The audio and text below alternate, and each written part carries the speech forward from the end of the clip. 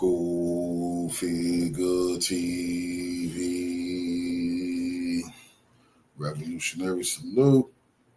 Revolutionary salute. Like, share, subscribe. Welcome to the House of Revolution. You know I'm your humble host. The Yao Mean of Revolution in China blocks the Panama Canal deal. $23 billion down the drain. Before we get into that, be sure to wipe your feet. That means hit the like button. Like, share, subscribe, support the platform, y'all. Well, Trump wanted to play tough and sanction the world and tariff the world, and so China's letting them know they're a big dog on the block. They are not to be played with. Let's get into the content.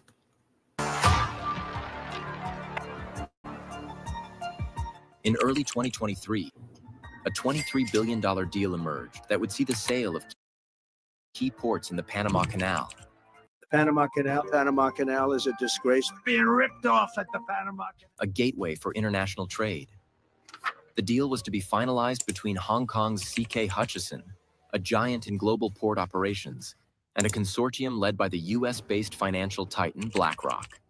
Panama's promise to us has been broken. We oppose the abusive use of coercion or bullying tactics in international economic and trade relations. The ports, at the very entrance of the canal, are more than just pieces of infrastructure. They're strategically invaluable assets that control access to one of the most important shipping routes on Earth. But just as the deal seemed set to go through, something unexpected happened.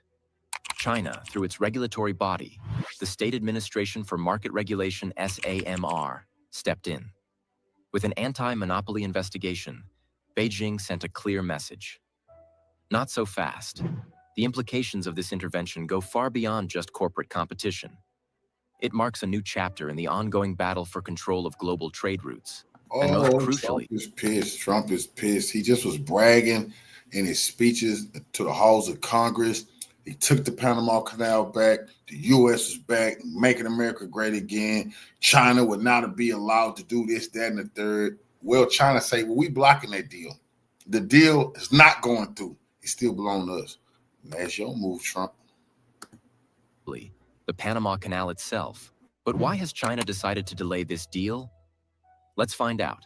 Let's first take a closer look at C.K. Hutchison, the Hong Kong-based conglomerate behind this sale. Founded by the billionaire Li Kashing, C.K. Hutchison is one of the largest and most influential companies in the world. It controls more than 40 ports globally, stretching from Asia to Europe, Africa, and the Americas. With its sprawling reach, C.K. Hutchison has become synonymous with global trade and infrastructure.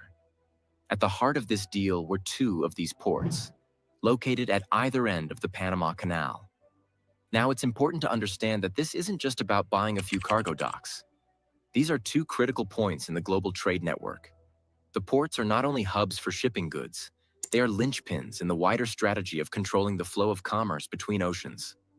The deal involved the sale of 43 ports in total, but these two canal-side assets, strategically positioned in Panama, were worth far more than just the sum of their trade. But how did C.K. Hutchison get to this point? Well, it all goes back to the company's deep ties to Li Kashing, who, for decades, has been one of Asia's most powerful and influential businessmen. Under his leadership, C.K. Hutchison rapidly expanded, becoming a key player in sectors such as telecommunications, energy, and retail, with ports remaining one of the company's central focuses. This wasn't just about handling cargo. It was about shaping the direction of global commerce. With ports in places like Hong Kong, Europe, and Africa, C.K. Hutchison controls vital arteries of international trade. Now enter BlackRock, an American investment giant with a global footprint. Led by CEO Larry Fink, BlackRock controls nearly $10 trillion in assets, and this deal was poised to bolster its already massive portfolio. Along with its partners, BlackRock's plan was simple: gain control of some of the world's most strategically positioned ports. But the importance of this sale wasn't just about acquiring infrastructure. It was about positioning itself in a battle for influence over global trade routes. The Panama Canal, as you might imagine, is one of the busiest trade routes on the planet, with ships passing through it every day carrying oil, manufactured goods, and a vast range of other commodities. If BlackRock and its consortium partners could control the ports at either end, they'd hold a substantial piece of the global shipping puzzle, an extremely valuable asset in an era of shifting economic power. But the deal's significance wasn't lost on the US government either. For Washington, this wasn't just an investment opportunity. It was an issue of strategic control, one that touches on national security, military strategy, and economic sovereignty. But why is the Panama Canal so important? Here's a reminder to please like and share the video and subscribe to our channel to watch more videos on Africa's geopolitics, economy, and changing landscape. Let's continue now. Let's break it down. This 50-mile stretch of water connects the Atlantic and Pacific Oceans, dramatically reducing the time and cost of global shipping. For the United States, the Panama Canal is not just a trade route. It's a critical part of its military and strategic positioning, especially in the Western Hemisphere. The ability to control access to this waterway has been vital for American power projection across the globe. Similarly, for China, the canal has become a key interest in its ever-expanding global trade network. Controlling the ports at the ends of the Panama Canal isn't just about cargo. It's about control over the trade routes that drive the global economy. And in the context of this $23 billion sale, it's clear. CK Hutchison wasn't simply selling property. It was putting key pieces of a global chessboard into play, pieces that Beijing, Washington, and the rest of the world are watching closely. As the $23 billion port sale was about to close, China threw a wrench into the works. The unexpected intervention came from the State Administration for Market Regulation, SAMR, China's top regulatory body. SAMR, known for overseeing anti-monopoly and foreign investment laws, launched a surprise investigation into the deal. The reasoning? The potential for foreign domination over one of the most strategic maritime passages in the world. China's move sent waves through the business world and beyond. SAMR's investigation wasn't just about economic fairness. It was a clear message from Beijing about its stance on foreign influence in its sphere of interests. To understand the gravity of China's action, it's important to consider Beijing's long-standing policy on critical infrastructure. For China, controlling key infrastructure is not merely a business venture. It's a matter of national sovereignty and security. The Panama Canal is no exception. For Beijing, this wasn't just about a few port terminals. It was about maintaining its growing influence in global trade. And its message was clear. Critical infrastructure in its orbit would remain firmly under Chinese control, or at least under China's influence. At the heart of this intervention was President Xi Jinping's strategic vision for China's role in the world. Under Xi's leadership, China has pushed for global economic dominance through initiatives like the Belt and Road Initiative, BRI, a sprawling program aimed at reshaping global trade routes and infrastructure. The Panama Canal, positioned between two major oceans, and with easy access to key global markets, fits perfectly into Xi's broader vision. The deal wasn't simply a transaction. It was a geopolitical maneuver that China could not afford to let slip. But what truly set this intervention apart was the timing. The sale was set to be finalized during China's annual 2 sessions, a pivotal moment when the country's top leadership convenes to discuss national priorities. To Beijing, this wasn't just a corporate decision. It was a question of sovereignty, influence, and strategic positioning in the global order. Reports suggest that President Xi himself was deeply angered by the fact that CK Hutchison had pushed the sale forward without consulting Beijing. The timing, as many saw it, made the sale feel like a snub, a move to bypass China's growing influence in the region. It's important to recognize that China's intervention wasn't just about trade. The Panama Canal has immense military strategic value, particularly in the context of the US-China rivalry. The canal allows for faster naval movements between the Atlantic and Pacific Oceans, critical for military power projection. Control over infrastructure like this could, in theory, provide Beijing with not just economic leverage, but military advantages too. For China, blocking the sale was a direct attempt to keep the Panama Canal, at least in part, within its sphere of influence. It was about signaling that China would no longer allow Western powers, like the US, to freely dominate key infrastructure in regions it considers part of its strategic landscape. With its massive state-owned enterprises and a growing international presence, China isn't just a player in global trade. It's setting the rules of the game. And this port sale was a challenge it could not ignore. The larger message here is one of power and control. China's actions serve as a stark reminder of its economic might and the lengths to which it will go to protect its interests on the global stage. But it's also a warning shot for the West. China is no longer a passive player in global infrastructure deals. It is a force to be reckoned with, prepared to stand its ground against any attempt to undermine its growing influence. This wasn't just a commercial dispute. It was a geopolitical standoff, one that would have repercussions far beyond the narrow corridors of the Panama Canal. In this broader context, the blocked deal was more than just an interruption of a major financial transaction. It was a dramatic pause in the battle for the future of global trade. Trump bragged too early. He seized the Panama Canal for America. America's great again. He's challenging China. We're trying to say, I'll block that deal. That's still blown us. Now what you going to do? Is he going to send the troops? Is he going to physically seize the Panama Canal? That's what he's finna have to do.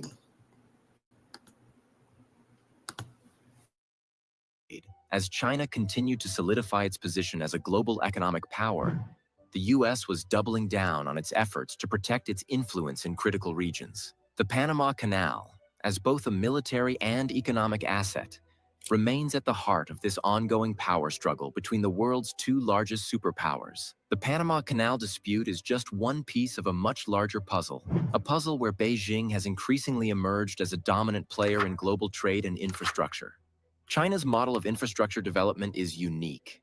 Unlike Western companies that operate with a purely commercial mindset, Chinese state-owned enterprises are often backed by significant government support, blending the private and public sectors in ways that give them a considerable edge. This combination of financial resources, political will, and long-term planning allows Chinese companies to win lucrative contracts, often on terms that Western firms cannot match. This influence extends into Latin America, where China has increasingly become a key player. China is now one of Panama's largest trading partners, with trade volume between the two countries growing significantly in recent years. So, it is understandable why Beijing would not tolerate any foreign interests asserting control over such a strategically vital piece of infrastructure. Now, the question is, how has Trump reacted to this? President Donald Trump has not minced words regarding China's intervention in the $23 billion Panama Canal ports deal with a BlackRock-led consortium. Trump has expressed strong dissatisfaction with Beijing's move, framing it as yet another sign of China's expanding control over vital global trade routes, a concern he's repeatedly raised during his presidency. Trump has long warned about China's growing influence in the region, often arguing that the U.S. must act decisively to retain its dominance over strategic infrastructure like the Panama Canal. But let's be real here. Maybe this is what happens when you slap too many sanctions on China and push them into a corner. Trump's response to the stalled deal reflects his broader stance on U.S.-China relations, which often revolved around economic confrontation and the push to secure American interests. In his mind, this latest Chinese move is proof that the U.S. needs to double down on efforts to counter China's rising influence, not just in the Panama Canal, but across the globe. For Trump, this isn't just about trade. It's about power and the U.S.'s place on the world stage. But with China flexing its muscles, America may need to rethink how to stay in the game. Do you think this might create trouble for China? Will the U.S. try to win the deal? Absolutely not. This is going to create trouble for the United States because Trump done lost his mind. And we already got a lot of proof that this will backfire on America. But let's look deeper into it.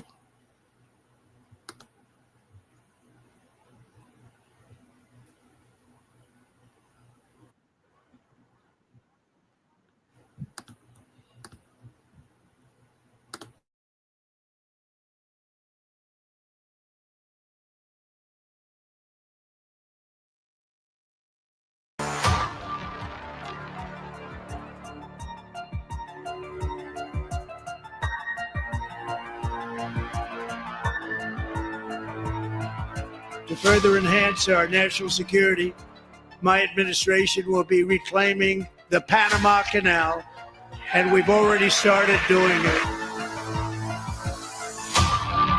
It's considered a vital national asset for the United States of America. Ripped off at the Panama Canal like we're being ripped off everywhere else. A secure, he just said take it back. They gave it away. Boy, gave it away for $1. Please stop. It's going to stop.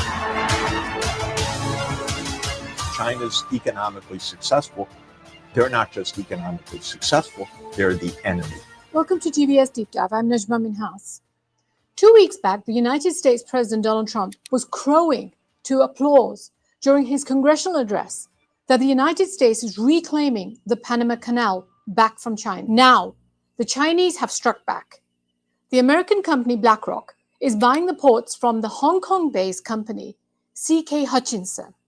No wonder Trump was ecstatic. He is not only getting the canal back, he's also getting major ports across the world, including some that are part of the Chinese Belt and Road Initiative, known as the BRI. This move means that the US can potentially stranglehold Chinese trade whenever it wants across the world. China is the manufacturing hub of the world and exports $1 trillion worth of goods. What a triumph for Trump. But the Chinese government has just rejected the deal, which was to finalize on April the 2nd, and said that they need to look at it. Now, it's not only this deal which is threatening Chinese trade. Donald Trump has also announced that he will be charging more for Chinese flagged ships to enter US ports, and he wants US shipbuilding to reassert its historical standing in the industry. These developments have significant implications for global trade and geopolitical ramifications on relations between US and China. Why did China make this decision? How does it relate to Donald Trump's remarks about the Panama Canal and his vision for rebuilding the US shipbuilding industry? And what impact might this have on global shipping networks? These are some of the things I want to look at. Do like and subscribe to the channel and press the bell to be notified whenever the new vlog comes out. CK Hutchison Holdings, a Hong Kong-based multinational conglomerate, has agreed to sell its port operations near the Panama Canal to a consortium led by BlackRock, a prominent US asset management firm. While everyone's talking about the Panama Canal, this agreement, valued at almost $23 billion, has two parts to it, which is what makes it even more dangerous to China. First, it involves the transfer of control via 90% sale of two key ports situated at both entrances of the Panama Canal, Balboa on the Pacific side and Cristobal on the Atlantic side, both of which are critical to the operations of the Panama Canal. The canal serves as a crucial trade artery connecting the Atlantic and the Pacific Oceans, facilitating the transit of nearly 40% of US container traffic. Overall, around 70% of US trade goes through the Panama Canal. Second part of the deal includes selling 80% interest in CK Hutchison's global port subsidiaries, covering operations across 43 ports in 23 countries. The transaction does not include ports in Hong Kong or mainland China, though. However, it does include major ports in Europe, in Asia, and Africa.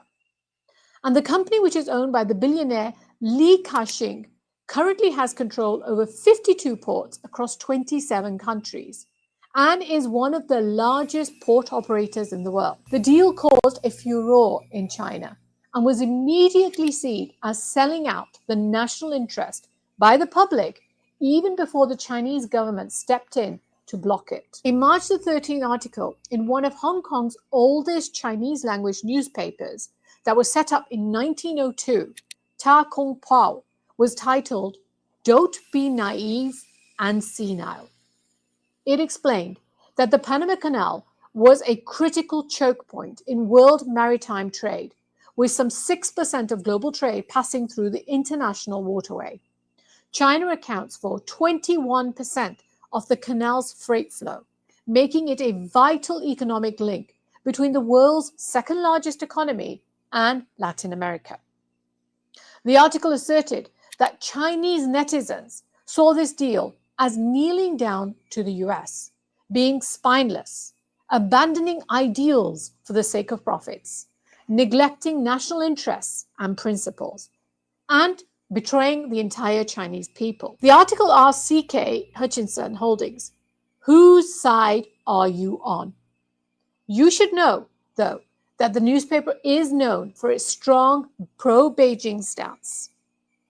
Now, the reference to senility in the title is basically directed at Li Kashing, who is 96 years old. And Li Kashing is an interesting person in his own right. He's from China originally, and with his family, he moved to Hong Kong during the Sino-Japanese War as a refugee in 1940. He started his career literally making plastic flowers, and he went on to establish CK Hutchison Holdings, an amazing achievement, building a global empire since the 1950s that now spans shipping, telecommunications, energy, and retail. The company owns many high street brands that people will be familiar with, including Superdrug in the UK, 3 Mobile, The Perfume Shop, and so on. Now, despite his business achievements, though, Li has maintained a distance from direct political involvement. He's known not to get on with President Xi, and both have had a run-in in the past over property deals that his company was involved in, or when he started moving wealth out of China to Western countries. While his conglomerate remains influential in China's economy, Li's global investments have now, over time, strengthened his Western ties. The company currently only makes 12% of its revenues from Hong Kong and mainland China. In the early 2010s, he began relocating significant portions of his wealth to Canada, particularly Vancouver. Now, this shift was widely interpreted as a strategy to protect his assets from potential political volatility in China. With Canada's stable legal system and favorable business environment, the move offered him both security and financial diversification, which, if we now see what happened to Jack Ma, or what the US is now doing to Chinese companies, it has proven to be a wise business decision. Bloomberg has also reported that the Chinese government has now instructed that state-owned companies should not do any new business with any of his entities. Selling ports anywhere are considered to have geopolitical implications, as they are a valuable strategic asset and never treated as simple commercial transactions. Officially, the deal has now gone for an antitrust review. The Hong Kong Regulatory Authority has said it will review the deal to protect fair competition and safeguard public interest, which is government jargon to look at these deals and to make sure that customers are not hurt, for example, through increasing prices or reducing supply of a product after a proposed sale or merger goes ahead. Now, in this case, China's review of the Hutchison Port deal primarily stems from its concerns over its own national security and economic strategy. The Panama Canal is a vital trade route, and ports situated at both entrances hold significant geopolitical importance. While Hutchison Ports operates from Hong Kong, China remains cautious of foreign influence. Additionally, China's long-term goals under the Belt and Road Initiative are likely to be a contributing factor in this. We are talking about ports that are in the Red Sea that Hutchison will sell. The Suez Canal, where approximately 60% of China's exports to Europe typically transit through, is accessed via the Red Sea. And the Red Sea is a strategic location for Beijing's 21st century maritime Silk Road, connecting China with the Middle East, Africa, and Europe.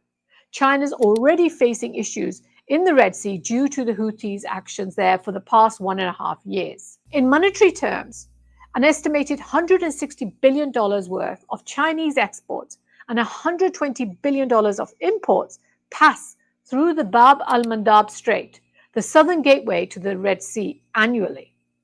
Then we have Karachi Port in Pakistan. This is close to the Gwadar port that China was developing as a potential alternative trading route in case it was ever choked through the Malacca Straits. Now, having Americans sitting right next door is not going to make the Chinese very comfortable. Through the BRI, China has sought to expand its global trade influence by investing in infrastructure and developing strategic partnerships. Allowing a company with extensive Western connections to manage such pivotal locations poses a massive risk to the country. Now, let's be clear. Maybe 10 years earlier, when global tensions were not so high, or anti-China fever was not around, China may not have cared about a private Chinese port company being bought out. But current ongoing US-China tensions are obviously impacting how China views this deal. Former US President Donald Trump voicing concerns about China's influence in the region. His remarks about wanting Panama back, referring to the historic US control over the Panama Canal, which had ended in 1999, when the ownership was transferred to the Panama government, and they brought in Hutchinson Ports to run 2 of their 5 ports. Trump's comments reflect broader concerns about China's expanding role on what the US perceives to be its own doorstep. From his perspective, increased Chinese control diminishes US economic influence and poses a threat to national security of the United States. He's also brought up Chinese role in logistics. Now, this has become a big issue since COVID and supply chains bottlenecks that arose as China closed its economy. This brought out genuine concerns across the world as countries for the first time realized their overwhelming dependence on one country, China in this case. Concern, of course, then went 360 degrees, asking, well, if this can happen from a worldwide epidemic, what would happen if China's in a war against us? China, due to its own internal policy of close down, highlighted to other countries the dangers of their dependence on the country. These consequences were probably not something that the Chinese government thought about when they took their close down decision. Now, in shipbuilding, it requires a whole vlog in itself, but briefly, Trump is advocating for a resurgence in US shipbuilding. His administration has proposed investments in domestic shipyards to reduce reliance on Chinese-built vessels. This aligns with his broader America First economic policy, emphasizing the importance of rebuilding key industrial sectors and building up jobs in those sectors. Trump is backing his vision by proposing tariffs on foreign-built ships with rates that range from 10 to 30%. These tariffs are intended to incentivize companies to build ships within the United States, thereby supporting the domestic manufacturers.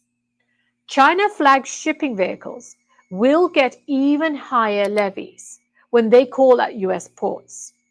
Trump has said he will impose $1.5 million on each Chinese-made ship that comes to US ports. This imposes further burden on importers who are already facing 20% additional tariffs on Chinese goods. However, the decision has many challenges. The US shipbuilding industry has faced decades of decline, and revitalizing it will require significant investment and time. It's really a cuckoo policy. The US is nowhere on the scene when it comes to building commercial ships, and it has not been for decades. Even in the 1970s, the US was only building around 5% of the world's tonnage. In 2023, this was 0.1%. By comparison, China got 74% of all new orders last year. In the short term, tariffs will likely increase operational costs for global shipping companies like Maersk, MSC, and others, who all rely on hundreds of Chinese-built ships. Now, these expenses, once again, will be passed to the American consumer through higher prices for imported goods. Looking ahead, China's rejection of the Hutchinson Port deal and how it does it, and the US response will likely shape the future of global trade relations. Global trade networks could see increased fragmentation, with supply chain routes adjusting to navigate this growing trade restrictions. Donald Trump has already taken the credit for the deal, and he will definitely not be happy if Chinese authorities do not allow it to go ahead. President Xi is also unhappy with the deal, as he had intended to use the Panama Canal as one of the bargaining chips with the Trump administration on tariffs. Now, this valuable bargaining chip has now been taken off the table. A safe compromise for the Chinese government could be to negotiate with the company over allowing the Panama Canal part of the deal to go through, allowing Trump to claim victory while safeguarding Chinese interests elsewhere. However, since the company is not selling any of its Chinese ports, the regulatory authority is going to be hard pushed to make the case to stop the sale. But China is not the only country that can strangulate this deal. Technically, any country whose port is part of the deal can do so. This gives China the opportunity to work through a third party as well to stifle the deal. So what are your thoughts on China's decision? Do you believe Trump's tariff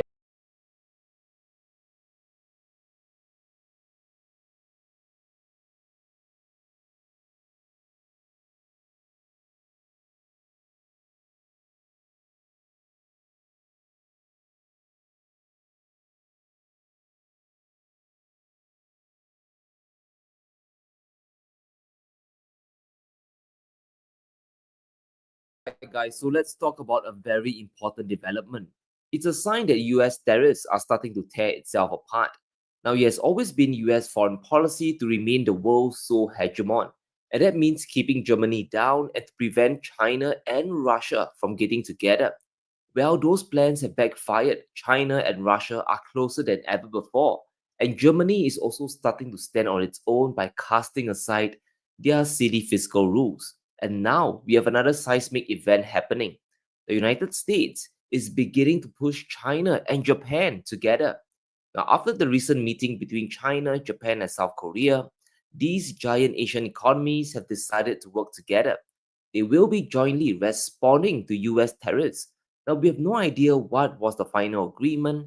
This event should be still very disconcerting to Trump.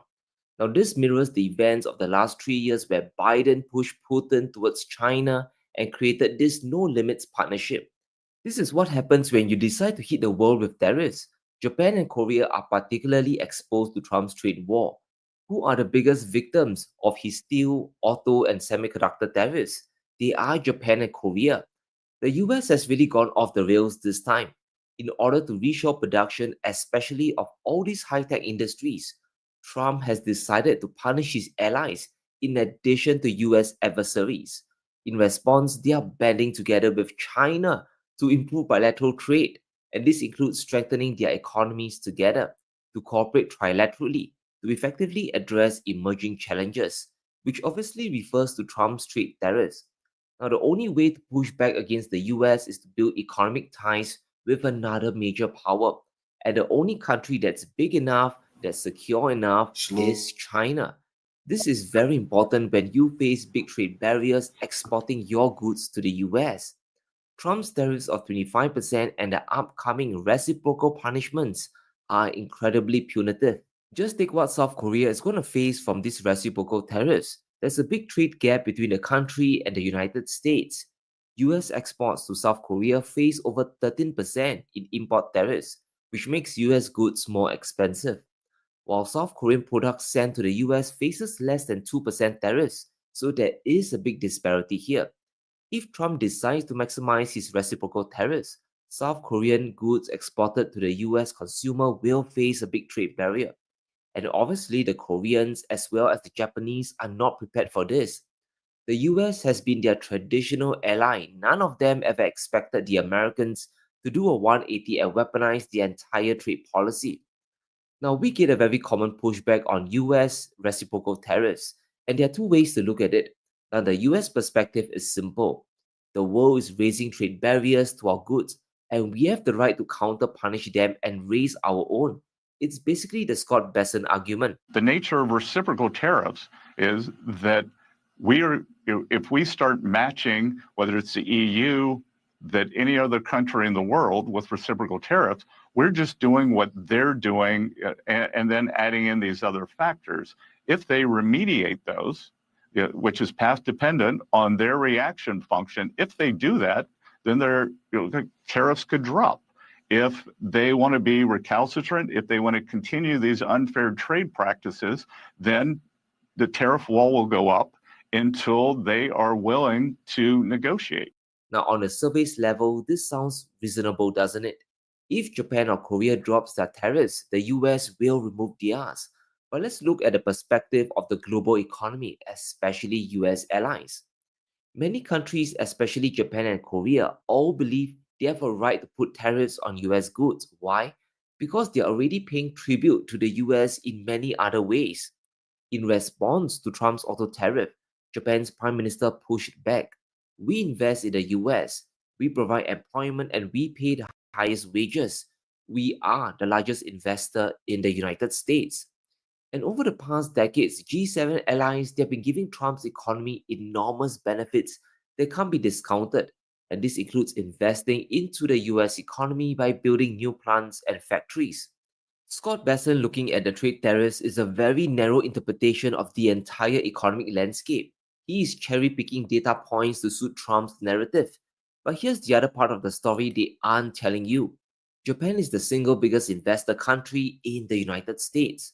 In 2023, total investment reached an incredible $783 billion, and that's easily 15 times more than what China has invested into the US. Now, the top investors are all G7 allies.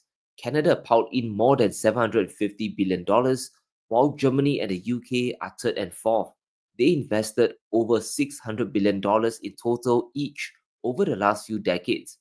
Now, sure, the US consumer market is the biggest in the world, but don't forget what these investment dollars bring. They bring with them critical expertise, technology transfers, and more importantly, the creation of jobs, all in exchange for paper dollars. And this is a big reason why the US was still able to maintain certain industries despite all the wasteful government spending. Listening to the Trump administration, they've been complaining that foreign countries are hollowing out US manufacturing. But is that really the case? US manufacturing employment is supported by huge sums of foreign investments. Japan once again tops the list. In 2022, they provided nearly 1 million Americans with jobs in Japanese companies, more than half of which comes from the manufacturing sector. Looking at things holistically, the world is paying tribute to the US economy. Besson wants tariffs, but that would mean having your cake and eating it too. Let's not forget the amount of treasuries US allies and the world at large is holding. The world is supporting Trump's economy by continuing to buy American bonds, and that is helping to support US government spending and keeping a lid on yields just waiting to explode. The deficit this year is expected to hit 6.5% of GDP. Now, what happens if foreign countries stop buying? Foreign investors are helping to prevent the sky from falling down. They account for nearly a quarter of total US public debt held. That's more than the Federal Reserve and other US agencies plus Social Security put together. Remember what these countries are getting back in return: a yield that hardly outpaces inflation in the real world. I don't really care about nominal yields. And every time the US decides to print money through quantitative easing, QE, the real value of their bond holdings collapses. Now, sure, they get back the nominal value, but the purchasing power still plunges. Japan is one of the most loyal holders of US debt, hitting over 1.2 trillion in 2014. Even though Japan has a currency crisis today, they still hold over $1 trillion in treasury bonds. And unlike China, they aren't dumping everything just yet. Other US allies like Canada and the UK are also subsidizing the US economy through the bond market. Looking at just the tariffs are a very myopic way to judge what is fair or not. Trump and Besson are trying to push their own narrative. When Trump threatened steel and auto tariffs to the Japanese and the Koreans, that was the last straw. They rely heavily on their car exports to the US to drive growth. Now, in Japan, the auto sector accounts for 3% of the entire country's GDP and 15% of the entire manufacturing economy. And that's how significant it is to Tokyo. South Korea and Japan both have significant exposures to the US consumer market. And this goes beyond just consumer products like cars. They export a ton of intermediate and capital goods to the US, including semiconductors. Now, Japan, for example, sends 21% of their capital goods and 16% of intermediate products to the US market. For South Korea, it's around 15% for both. Their exposure is much less than Canada or Mexico, but it's still very significant, especially for the Japanese. Their economy is on the brink of a recession, and inflation is actually higher there than the US and Europe. Trump wants to impose semiconductor tariffs on the world. He also wants to reshore chip production from TSMC in Taiwan all the way to the US. So Korean and Japanese chip makers, they are in panic mode. Now, first, they couldn't sell their chips and equipment to China, and now they can't even sell to the United States in the future. It's no surprise that Japan and South Korea, they are doing a strategic pivot. On tariffs, are you concerned that the countries that would be most affected, like India, would just shift their trading to China? No, I'm not concerned about anything, really. But I think Trump better be concerned because China is a huge economy that's only going to grow bigger down the road. Now, if you're Japan or any other US ally looking to diversify, you want a country that's big enough and yet not reliant on the US. And that crosses out most of the world, including Europe. That's gone. But Beijing's economy checks all the boxes you need. China is the only country that's an economic superpower and not dependent on US trade for their economic growth. US exports accounts for less than 2% of China's GDP growth, and last year China grew at 5%. This means even if Trump bans the import of all Chinese goods tomorrow, their economy will still grow. It will be the US consumer that will suffer from higher inflation and face all the consequences. And this gives China the ability to act independently without the need to follow US orders. This is how crazy Trump's trade war has become. The US already made a strategic mistake linking Russia and China together. This gave Beijing a treasure trove of cheap commodities. And by pushing Japan and South Korea towards China, Trump is following Biden's playbook of helping Beijing. It won't be commodities this time, but in technology, especially chips. We could see Beijing, Korea, and Japan work out a grand bargain to benefit each other to secure their economies from US tariffs. South Korea's chip industry is one great example. South Korea controls 2/3 of the global memory chip market. This is done, of course, through Samsung Electronics and SK Hynix, giant companies that have a commanding presence in this very lucrative semiconductor market. And just like Japan and the Netherlands, there's a big stumbling block. Their biggest enemy towards greater revenues is none other than the United States. Korea is facing the same problem as Japan. The US doesn't want them to export to China, which is the biggest consumer of chips in the world. But at the same time, Trump wants to reshore semiconductor production back to the US, stealing their lunch at the same time. Since the start of the year, Korea's chip exports to China have been collapsing thanks to the restrictions. Sales to Beijing fell by 22% in January and 32% last month compared to the year before. How is this fair? The US is punishing the Korean economy and by extension their GDP growth to accomplish US geopolitical objectives. The fact they are banding together with Japan to get closer to China really says a lot. Countries around the world, they are tired of the US using them as pawns. Following Biden to sanction Russia is one thing, but deindustrializing your own economies for Trump is simply crossing the line now. China could always go to Japan and Korea with a grand bargain to buy their chips, to soak up all their supply and give them even minimum quotas to ensure sales. Now, this can be done for the car industry as well. They can always work something out because Japan and Korea, they need to move their exports somewhere else. The 25% auto tariffs are very brutal. Combined, South Korea and Japan sells over 3 million cars to the United States annually. And for Korea, that's 50% of the entire automobile exports. US tariffs are going to do a number on the auto industry. Either exports will outright fall or factories will relocate to the US and deindustrialize Japan and Korea. We are seeing them wake up to the fact that Trump is serious about bringing home manufacturing. And over the next 4 years, the auto tariffs are not going to go away, they're going to stay. Conditions under which you'd remove these auto tariffs, sir, or is this permanent for the rest of your term in office? Oh, this is permanent, yeah, 100%, yeah.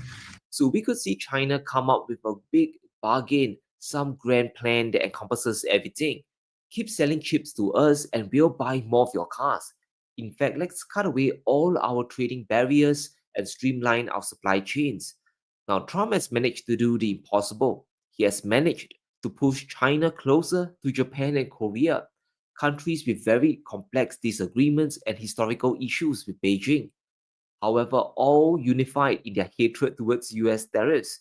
We can expect more US allies to do the same thing as well down the road. But let me know what you think. Which countries will be next to work with China? Will it be Europe or even Canada? Let me know in the comments.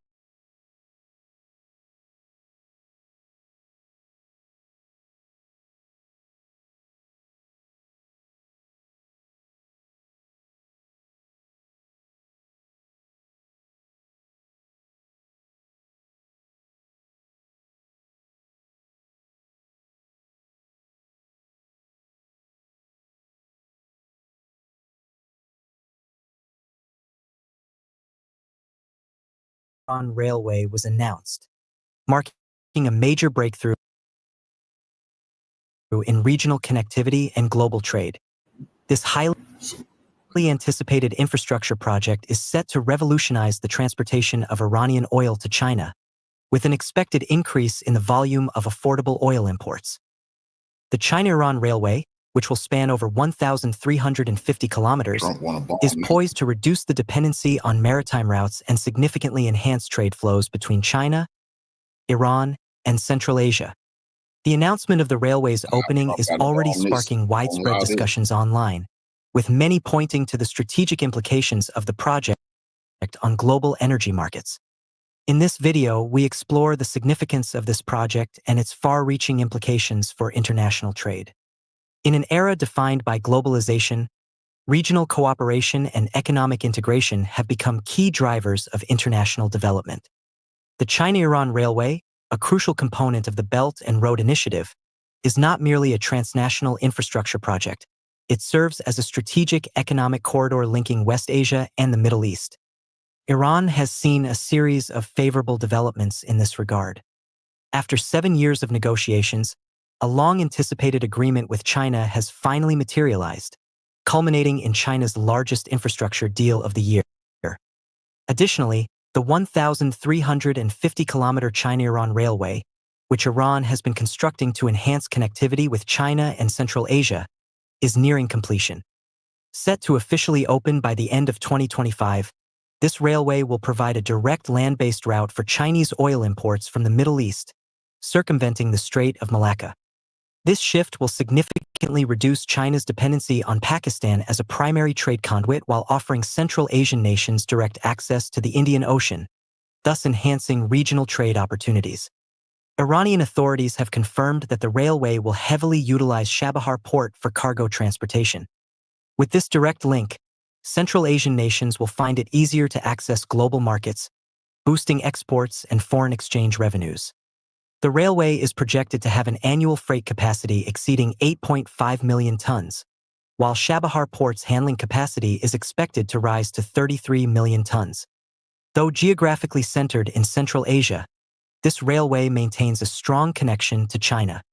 Initially, construction faced several delays, many of which were tied to China's involvement.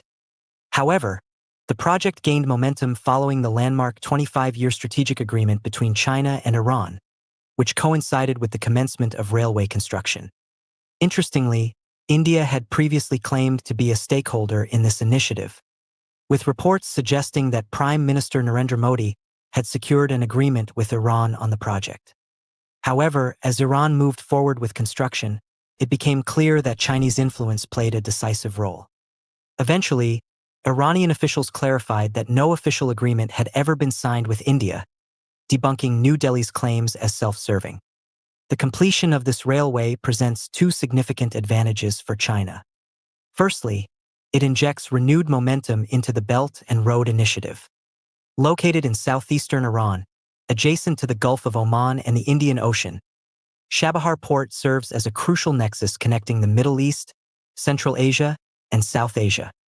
Its integration into China's trade network will facilitate seamless connectivity between the overland and maritime Silk Roads, fostering economic growth along these corridors and deepening multilateral cooperation. Secondly, the railway offers China a strategic alternative to maritime bottlenecks. Historically, a significant portion of China's shipping traffic has relied on the Strait of Malacca, a route fraught with geopolitical vulnerabilities. The Chabahar port provides a crucial alternative, linking China to Central Asia and even Western China via rail, effectively mitigating geopolitical risks and enhancing China's energy security while lowering transportation costs and transit times.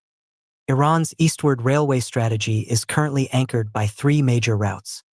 The northern strategy involves a railway extending into Kazakhstan, linking Iran with the primary belt and road corridor. The southern strategy, focused on connectivity with Pakistan, features an operational railway to Quetta, a key segment of the China-Pakistan economic corridor. These two existing networks provide direct links between Iran and China, one via Kazakhstan in the north and the other via Pakistan in the south. Meanwhile, the recently inaugurated railway to Herat, Afghanistan, forms the centerpiece of Iran's Eastern Railway ambitions, with future expansion plans aimed at extending connectivity through Afghanistan and integrating with broader transcontinental rail networks. The completion of these projects will ensure direct east-west connectivity, bridging China and the Middle East through land-based routes. China's ongoing infrastructure expansion is reshaping global trade dynamics in an unprecedented manner. The establishment of seamless railway connections across Eurasia is transforming the continent into a unified economic bloc. Unlike past attempts at regional integration, China's extensive economic reach and strategic vision are materializing a comprehensive transcontinental trade network.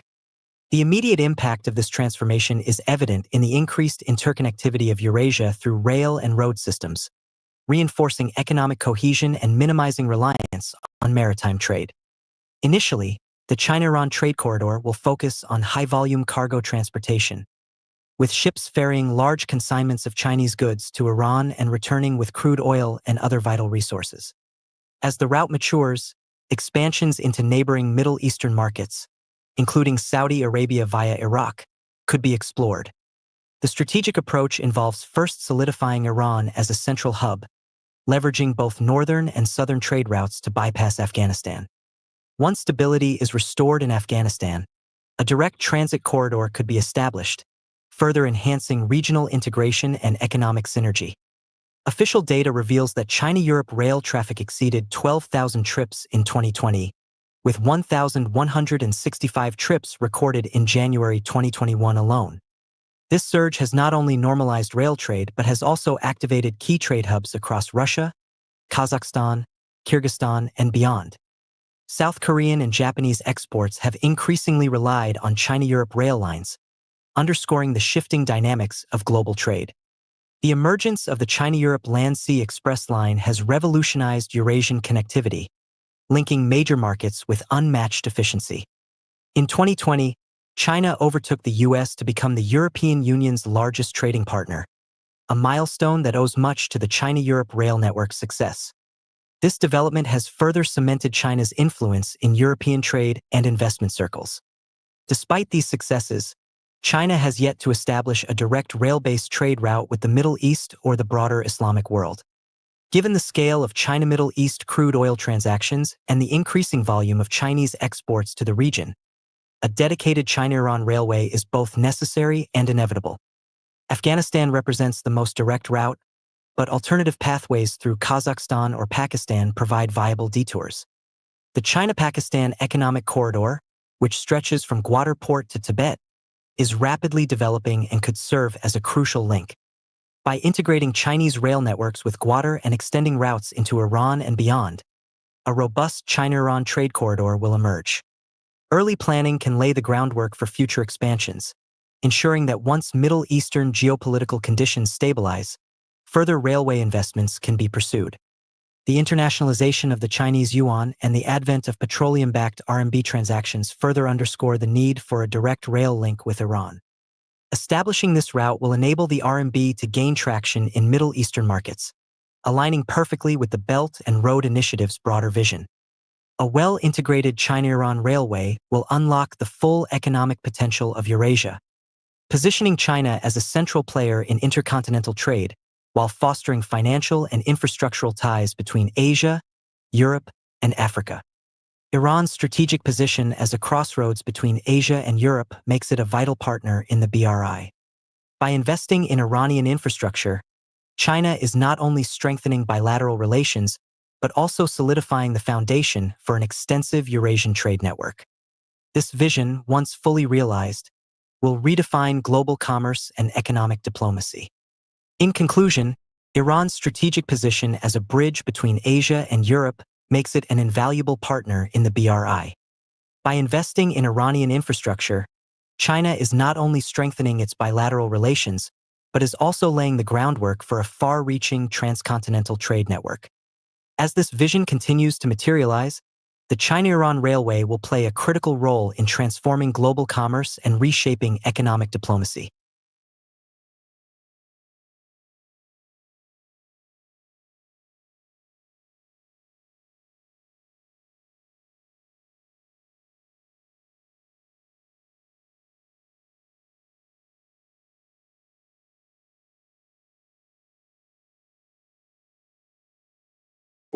China imported just 22 million metric tons of soybeans from the U.S., a 5.7% drop year over year, cutting the U.S. share to only 21%. What happens when your largest customer turns elsewhere? Once the backbone of American farm exports, China is now building its own food independence, cutting U.S. imports, ramping up domestic output, and securing global supply deals. U.S. farmers are left with shrinking markets and rising pressure.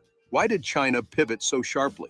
How is it transforming deserts into farmland? And can the U.S. farming industry recover before more doors close? For over a decade, the farming relationship between the United States and China has been both a pillar of cooperation and a point of friction. What began as a trade dependency has evolved into a geopolitical contest over agricultural dominance. While the United States led global agricultural exports for much of the 21st century, China has quietly repositioned itself, not only as a powerful buyer, but also as a rapidly advancing producer. During the early 2010s, American farmers saw China as their most critical customer. Soybeans became the most prominent export crop, with China purchasing more than half of all U.S. soybean exports by 2016. In states like Iowa, Illinois, and Minnesota, this demand shaped everything from planting decisions to market forecasts. Corn, pork, and dairy followed closely as trade volumes expanded and supply chains became deeply intertwined. This relationship, however, began to unravel in 2018, when the United States launched a wave of tariffs on Chinese goods, primarily targeting industrial and tech sectors. China retaliated with targeted tariffs of its own, specifically hitting American agriculture. Overnight, soybeans, corn, pork, and other key exports became entangled in a broader economic standoff. Soybean exports to China, which had peaked near 36 million tons in 2016, fell drastically during the trade war period. Between 2018 and 2020, that number dropped by more than 50%. This decline translated into billions of dollars in lost export revenue. Prices fell sharply across U.S. commodity markets. Farmers who had long depended on Chinese contracts now faced oversupply and plummeting demand. To cushion the impact, the U.S. government introduced multiple rounds of subsidies to compensate affected farmers, but financial relief could not replace lost trade opportunities. American producers were forced to store unsold grain, cut production, or shift to new markets. Many of these new markets lacked the scale, infrastructure, or pricing competitiveness of China, leaving U.S. farmers exposed. Meanwhile, China began sourcing soybeans and other crops from alternate suppliers. Brazil rapidly increased its share of China's soybean imports, eventually surpassing the United States. Argentina also expanded exports, while Russia, Ukraine, and Kazakhstan began deepening agricultural ties with Beijing. By diversifying its import portfolio, China reduced its reliance on any single supplier, especially during periods of political tension.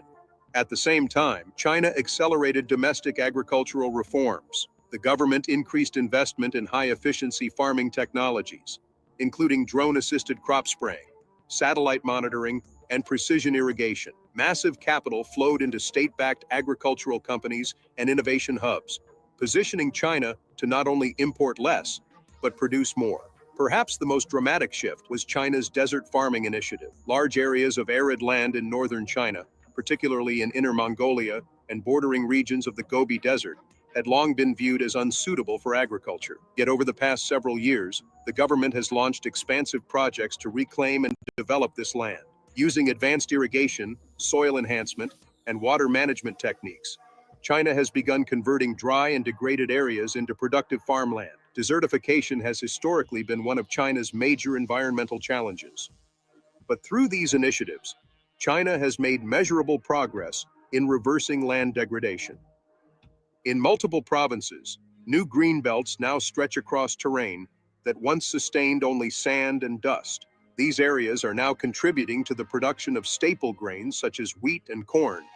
And in some zones, specialty crops like tomatoes and peppers have also taken root. Alongside desert conversion, China has increased grain reserve storage and invested in food logistics networks to stabilize domestic supply chains. Investments in cold chain storage and rail networks have made it easier for agricultural products to move from inland farming regions to coastal markets efficiently. This logistical backbone is essential for achieving the broader goal of food security. All of this development coincided with another round of political escalation.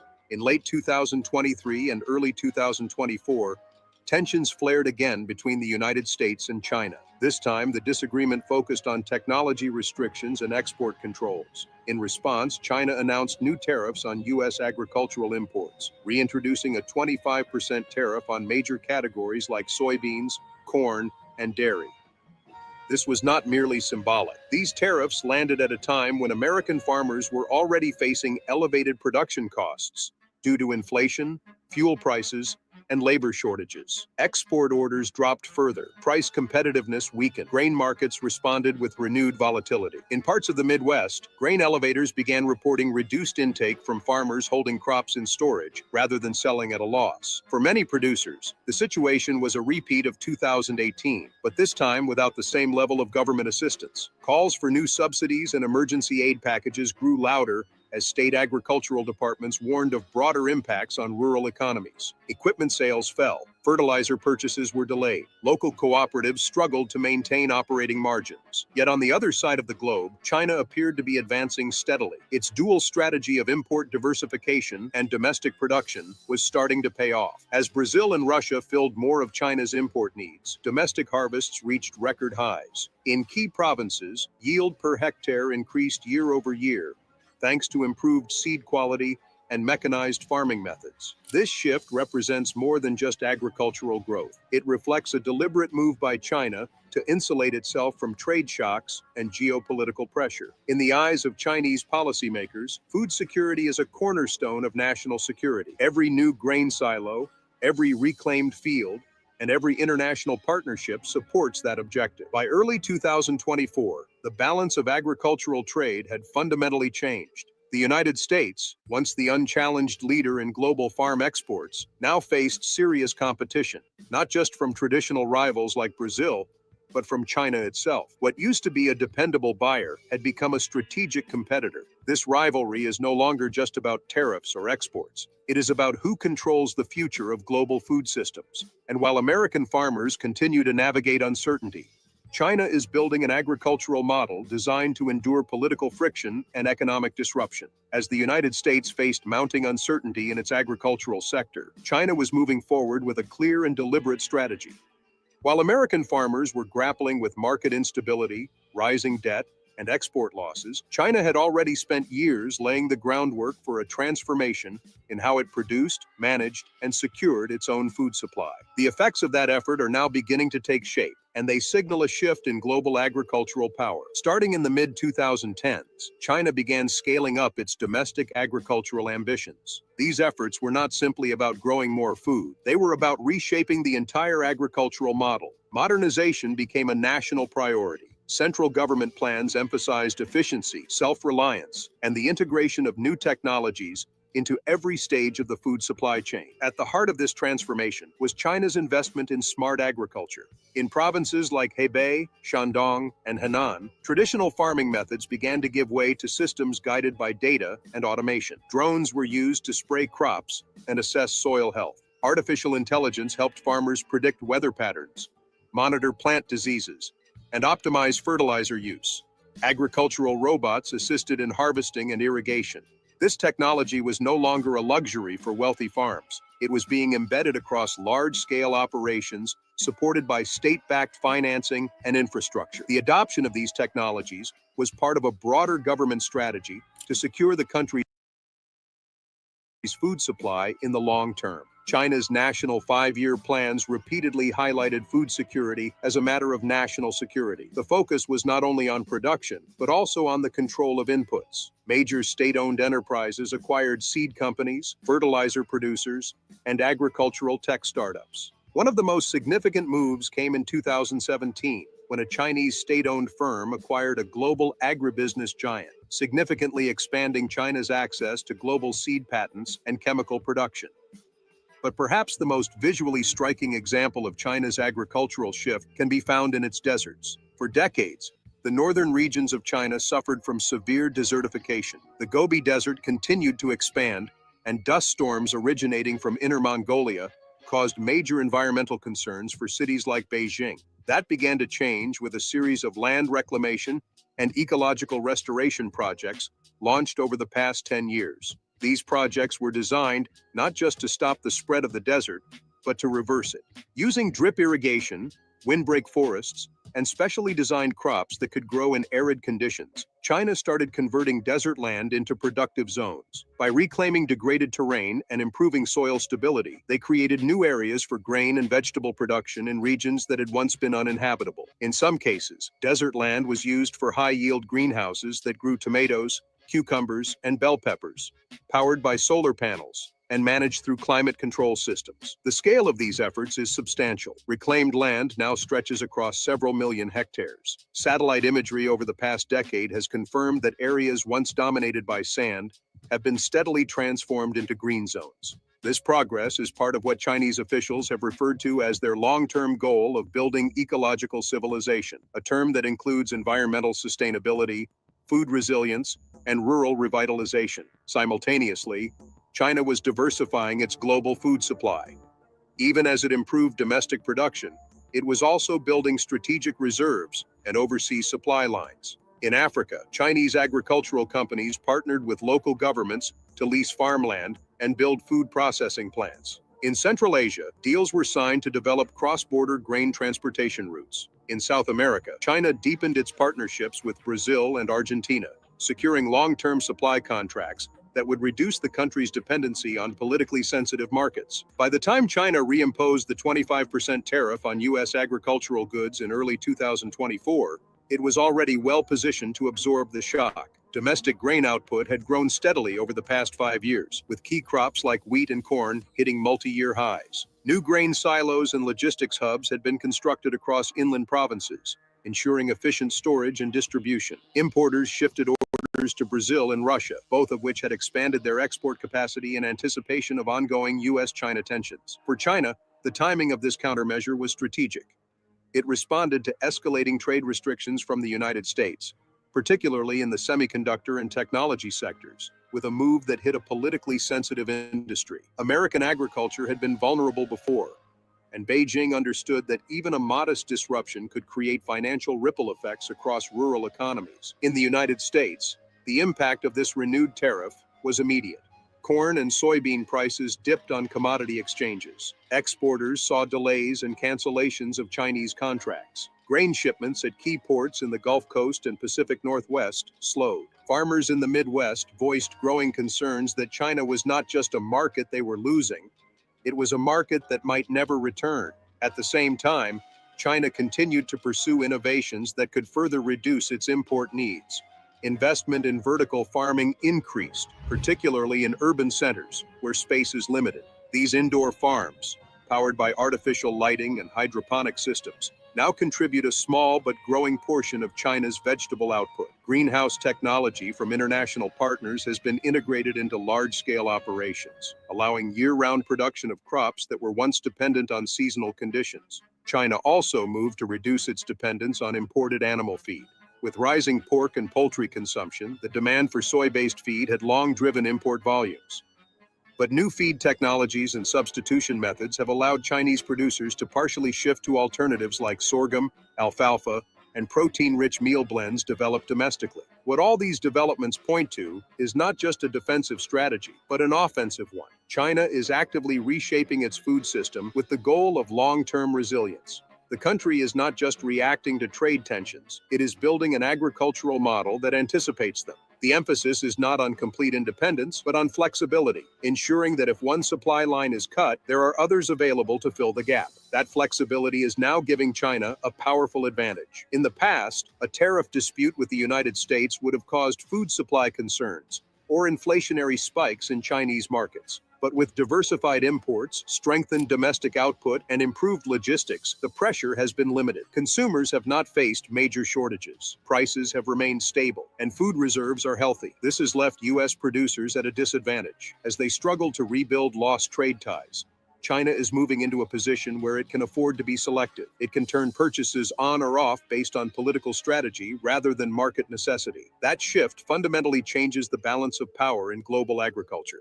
For decades, American farmers held a central position in feeding the world. Now they are being challenged by a country that has reimagined what food security looks like. And as China continues to expand its capabilities, the ripple effects will not stop at soybeans or corn. They will touch every part of the global farming system. By early 2024, the situation for American farmers had become increasingly unstable. The renewed tariffs imposed by China marked a fresh wave of retaliation that directly hit the U.S. agricultural heartland. The 25% tariff on American soybeans, corn, and dairy products came at a time when producers were already struggling with rising input costs, declining profit margins, and limited access to new international markets. For many, the question was no longer how to grow more. It was how to survive under a system that felt increasingly unpredictable. Grain exporters across the Midwest began reporting a sharp reduction in confirmed orders from Chinese buyers. In states like Iowa, Illinois, and Indiana, where soybeans and corn are dominant crops, farmers delayed or canceled equipment upgrades and fertilizer purchases. Rural banks saw a noticeable uptick in loan extension requests as operating costs remained high, but future income appeared uncertain. What made this round of tariffs particularly painful was that it followed a brief period of optimism in 2022 and early 2023, when export volumes had started to recover slightly from the initial trade war. The U.S. Department of Agriculture released projections indicating a potential 15% drop in overall farm income compared to the previous year, largely due to reduced exports and declining commodity prices. While some producers were able to redirect shipments to smaller markets in Southeast Asia and Europe, those volumes could not come close to replacing the scale of Chinese demand. Soybeans were hit hardest. For many farmers, China had accounted for more than 60% of their international sales, and there was no alternative buyer on the same scale. In several congressional hearings held in the first half of 2024, agricultural representatives urged lawmakers to treat the situation with urgency. They argued that while technology and innovation were valuable long-term strategies, farmers needed immediate relief and trade stability. Senators from farm states, both Republican and Democrat, joined forces to call for expanded export incentives and a comprehensive review of trade policy. But the legislative response was slow, and farmers continued to feel the financial pressure grow. Credit exposure became another serious issue. According to recent data from the Federal Reserve Bank of Kansas City, farm debt in the United States surpassed $300 billion in early 2024. While interest rates remained elevated due to inflation control measures, operating costs for fuel, fertilizer, and labor also climbed. Many small and medium-sized farms were caught in a difficult position, too large to receive specialized support, but too small to absorb prolonged losses. Across the country, cooperative elevators and grain storage facilities reported higher than average carryover from the previous season. Farmers were holding back on sales, waiting for prices to improve. But with Chinese demand curtailed and global supply remaining strong, those price increases never came. Some operations resorted to leasing additional storage space, pushing operating expenses even higher.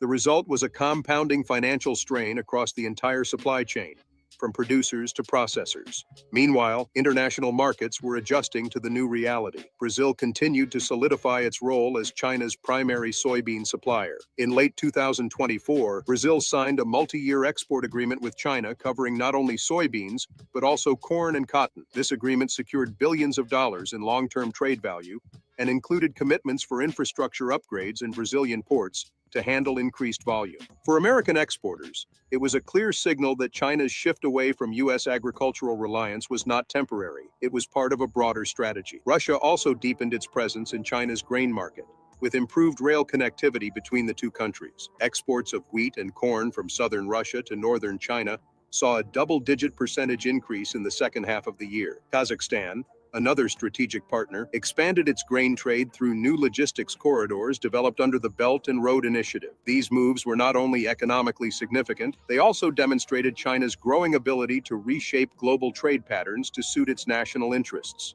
The most visible sign of this shift came from Chinese state-owned importers, which began issuing fewer purchase tenders for U.S. grain, and instead concentrated procurement from countries offering both price advantages and political alignment. Even when American grain was priced competitively, the additional tariffs made it less attractive to Chinese buyers. Over time, relationships that had taken decades to build between U.S. producers and Chinese importers were quietly replaced by new partnerships in South America and Eurasia. This trade realignment created long-term consequences for American farming communities. In rural towns across Nebraska, North Dakota, and Missouri, local businesses that relied on agricultural spending began to feel the downturn. Machinery dealerships saw slower sales. Fertilizer distributors reported reduced orders. Rural healthcare providers and schools, many of which are tied to the health of local farming economies, faced budget shortfalls. The ripple effect extended beyond the field, touching nearly every aspect of small-town life. As the economic strain deepened, farmers and agricultural groups increasingly questioned the sustainability of the current trade approach. Calls for re-engagement with China, or at least a recalibration of tariffs and trade policy, became more vocal. But geopolitical tensions over technology, national security, and global influence made any short-term resolution unlikely. With each passing month, the trade gap widened, and the possibility of restoring previous levels of agricultural exports to China appeared more remote. To adapt, some American producers began exploring alternative markets more aggressively. Exporters focused on India, which has growing demand for animal feed and dairy products. Others turned to Southeast Asian countries like Vietnam, Thailand, and the Philippines. While these efforts showed promise, the scale remained modest. No single country or region could replace the volume and reliability once provided by Chinese demand. Government efforts to support diversification included trade missions, promotional campaigns, and new bilateral agreements. But for producers still managing the fallout from previous losses, such programs offered limited relief. Without a major breakthrough in trade negotiations, most were forced to rely on cost-cutting measures and hope for domestic market improvements. By the end of 2024, it had become clear that the damage from the latest round of tariffs was not just cyclical, it was structural. The U.S. had lost not only immediate sales, but also long-term trust and position in one of the world's largest agricultural markets. China, having invested heavily in supply chain alternatives and domestic resilience, now had options. And with those options came leverage. This shift in leverage marked a new phase in the agricultural rivalry, where once the U.S. could expect China to return to the table when supplies ran tight, it now faced a buyer that had fundamentally reduced its need for American products. In global trade terms, that is not just a lost customer, it is a lost position of influence. By the beginning of 2025, the outlook for American agriculture had entered a new phase, one defined not by temporary disruption, but by a shifting global order. The damage from tariffs and lost market share was now embedded into long-term trade patterns. For China, the latest developments were not simply reactive. They were part of a broader strategic counterstrike aimed at securing its own food system while reducing the influence of its top competitor. China's government began the year by finalizing its long-anticipated food security law. This comprehensive framework, passed in early 2025, reinforced the country's commitment to self-reliance in grain production, protected arable land from non-agricultural use, and mandated provincial targets for crop yields. The law also established formal requirements for maintaining minimum stockpiles of rice, wheat, and corn, and it extended the role of state-owned enterprises in coordinating imports. The message was clear. China was no longer willing to leave its food supply exposed to foreign risk, especially from geopolitical rivals. Domestically, China continued to expand its investment in new technologies that supported agricultural output while improving resource efficiency. In provinces like Sichuan and Anhui, high-tech farming hubs introduced solar-powered irrigation systems and AI-monitored soil sensors that allowed for more precise planting schedules and fertilizer application. These systems were often integrated into cooperatives, giving small and medium-scale farms access to innovation previously reserved for large enterprises. By increasing productivity at all levels, China was narrowing the efficiency gap that once favored the United States. In parallel, China's push toward vertical integration of the agricultural supply chain accelerated. Rather than depend on global grain markets, Chinese firms expanded their control of processing facilities, cold storage, transportation, and retail channels.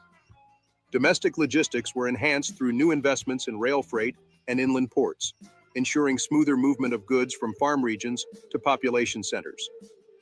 Food losses during storage and transport, once a significant problem, were reduced through digital tracking and real-time inventory management.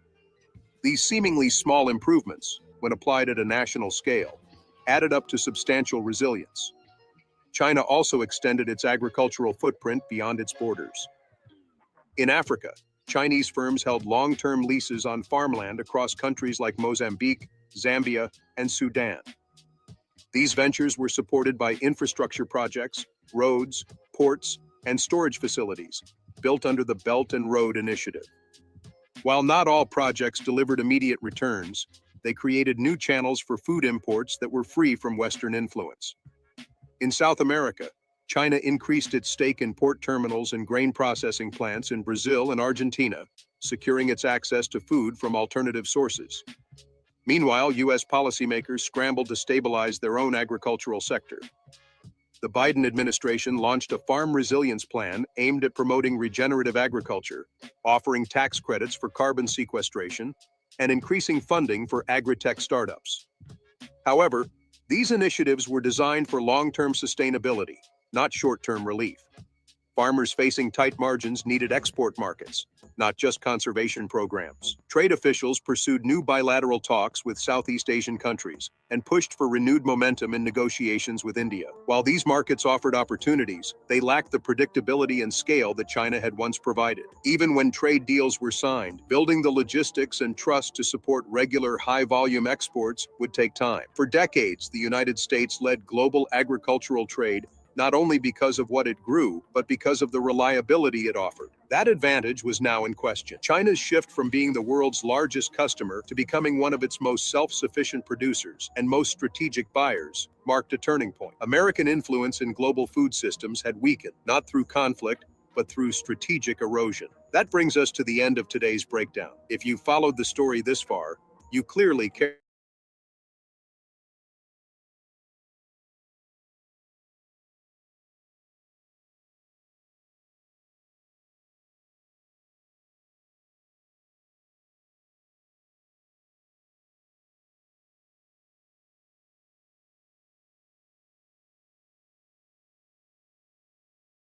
That's usually what I promised you is, I'll give different parts of the every day for the last hi to us. Then I'll start looking no, meaning keep good luck to you with listening somewhere else. So anyway, we're gonna keep our thanks as they are. So thank you for your answer to this one here, guys. So just quick headline, quick housekeeping item here. I am still waiting on Professor Anna Malendog to get back to me regarding the interview we had scheduled on last Sunday, but she couldn't make it. So it will be either on the 3rd or the 4th of April. I will let you know. So, all right, let's get into our topic here. I don't have the headlines today. I didn't do it because I had to do a lot of reading last night, and I didn't have enough time to. So I'm going to get into the topic right away.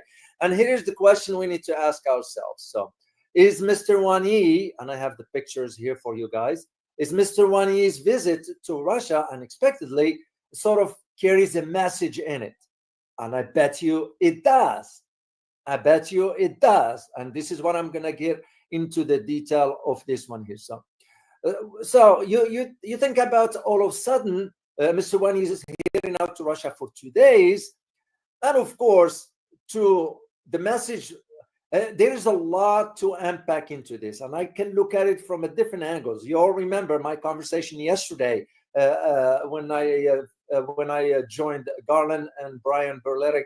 We talked about China, a situation regarding Taiwan, right? We talked about the U.S. fomenting tensions in South China Sea using the Philippines. Of course, reached out to Japan for that. We all know what's going on in West Asia or Middle East with Iran and all that. So all of a sudden, I find myself saying or thinking, I bet you Mr. Wang Yi's visit to Russia is to coordinate whatever strategy, whatever plan that is.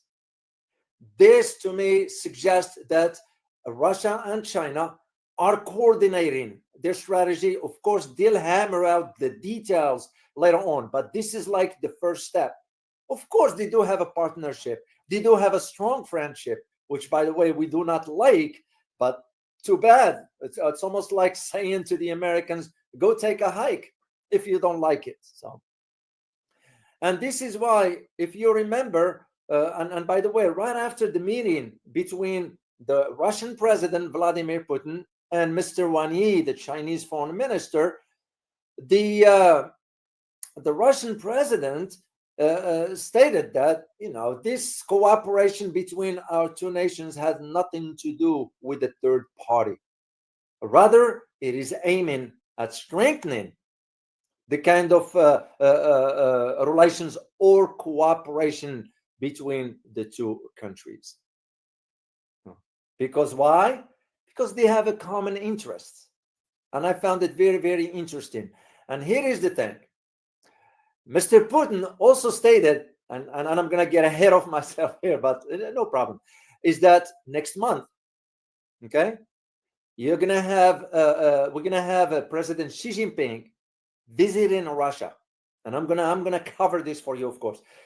Mr. Putin already, that's the subtle message he's sending to the United States. This is specifically for the United States.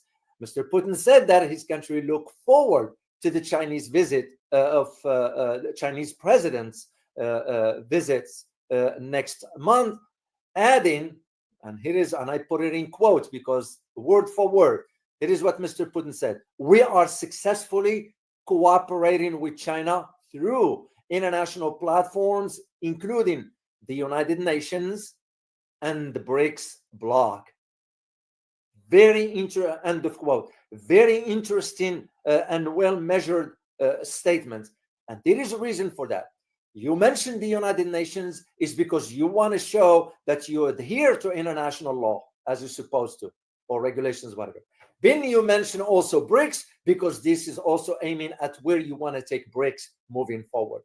And we all know what it means, especially when it comes down to the BRICS bloc, that it's already moving forward.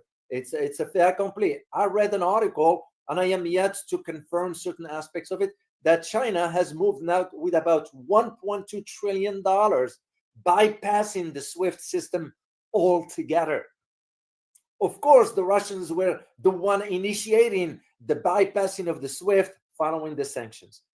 And for Mr. Putin to state this, once again, I'm going to repeat the quote: "We are successfully cooperating with China through international platforms, including the United Nations and the BRICS bloc." End of quote. So, and that's what I found very, very, very interesting regarding the meeting between Mr. Wang Yi and the Russian President Vladimir Putin. It's because the argument is that Mr. Wang Yi, on behalf of his country, stated that China is ready to play, and I put this in quote, constructive role. End of quote. Very, once again, very measured. You have to put this in the context of two things. One is the geopolitical landscape. Second one is the global security landscape. So, what's interesting about the statement of Mr. Wang Yi is to reinforce the idea or restate the idea that China is willing to end the war in Ukraine while supporting Moscow's in defending its interest. I found this very, very interesting. You may ask yourself why? Why now? It's because so far there is roadblocks between what Mr. Trump is trying to achieve regarding the ending of the war in Ukraine versus what the Chinese wants to do. Mr. Putin is not agreeing to everything Mr. Trump is talking about. Well, Trump, you know how Trump is. You know, the guy is considering a third term in here in the US. So that's pathetic and ridiculous. But for Trump to say, I'm going to end the war in one phone call, turns out to be, he realizes that it's more complicated than he ever anticipated. Let alone, the Russians just gave him a lip service, meaning to Trump, because they understand that Mr. Trump doesn't understand geopolitics, doesn't have great depth or understanding of what international security and international affairs is all about.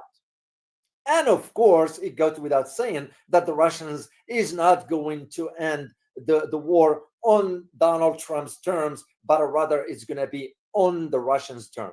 Because here is the thing. If there is one thing the Russians know, and I bet you this, I bet my credibility on it. If you ask anybody in the government in Russia, would you ever trust the Americans no matter what they do? They're going to say, forget about it. It's over. And this is why, again, you have to consider the statements of how it was put. Constructive role regarding China, constructive role in ending the war in Ukraine while supporting Moscow in defending its interest. Remember, the Chinese already proposed a proposal to end the conflict, and we rejected it. Of course, we were not going to accept it coming from Chinese.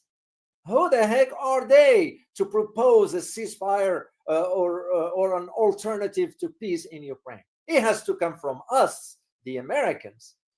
That just, to me, it's a hubris and the arrogance. And the Chinese plan, I had a chance to read it. I read the English version of it that was translated from the foreign ministry. It made sense to me. Right on point. Right on point. And yet we rejected it. The same thing, Mr. Wang Yi, after meeting with the Russian president, he met with his counterpart, Mr. Sergei Lavrov. And this is where you're going to have to really pay attention to what their joint statements concluded. And here is what it says. And I'm just going to put brief sentences here. It says that Mr. Wang Yi affirmed that China will work or would work with Russia, and I put this in quote, to make new contributions to the cause of peace and development of humanity, end of quote. The timing of it couldn't be better, given the fact of what the United States is doing on the global stage. We already got problems in West Asia, Middle East. We're already ratcheting up tensions against Iran. We're already targeting the Houthis in Yemen. We're already fomenting tensions in the Philippines now, because we're going to be pushing Philippines towards a sort of entanglement with the Chinese on the South China Sea. And we are already pushing behind the scenes the Taiwanese to increase their defense spending. Of course, media is staying silent about this. And I remember I mentioned something about it yesterday during the panel discussions with Garland and Brian when we talked yesterday about the Taiwan Strait issue. When you take that into consideration and consider what the Chinese are saying, once again, and I repeat this, make a new contribution to the cause of peace and development of humanity. You want to have a world peace, but you want to also develop humanity in a sense of infrastructure and so forth. And this is where you put that distinctions between what the Chinese offering to the global stage versus what the US, my country, is offering to the global stage. And again, I am being fair. I am always being fair and objective in my assessments. I criticize when criticism is due. I give credit where credit is due. So, and to me, it's kind of, it's no-brainer. It's as clear as it can be. You look at now countries, the likes, like we mentioned yesterday, the likes of Vietnam, Laos, Cambodia, Thailand, and so forth, Malaysia, Indonesia, all of them with this increase in economic outputs. You will think the Philippines will learn something from this. And apparently, I became convinced that Philippines is the weak link in ASEAN. The same way I still stand by my position regarding India being the weak link in BRICS. No, I don't waver from those because it's the truth. It's a fact. So now, here is what I found very interesting about Mr. Wang Yi's statements after his meeting with Mr. Lavrov, not the President Putin, but Mr. Lavrov. He said, and I quote, the comprehensive, once again, diplomacy, guys, literally, if there is something to learn about the world of politics, global affairs, international security, geopolitics, and so forth, is how measured the words are. And those are usually a reflection of a well-seasoned diplomat. People who went through the ranks over experience of decades. That's what I found on these statements, and that's why I wanted to share them with you. Here is what Mr. Wang Yi said, and I quote, the comprehensive cooperation between China and Russia in the new era will certainly be renewed, gain a new vitality, and advance to a new stage, end of quote. Just this statement, guys, is so packed. You start with the first word, comprehensive. This is not of the CAF cooperation. This is not a spur of the moment cooperation, but rather is methodical, is strategically well coordinated. cooperation between China and Russia. In the new era, what is he referring to here? He's referring to the new multipolar order that is already here. Whether the US is kidding itself in an illusion of thinking that we're still dominating the world. No, that era is gone. Look no further than now how the Houthis, as an example, are challenging the Americans. Look at the statements by Iran regarding the targeting of Diego Garcia base, that is, which is a British, but it's being leased by the US. So, and this is what he meant by a new era. Will certainly be renewed, gain a new vitality, which means it will have a different dynamics to its course.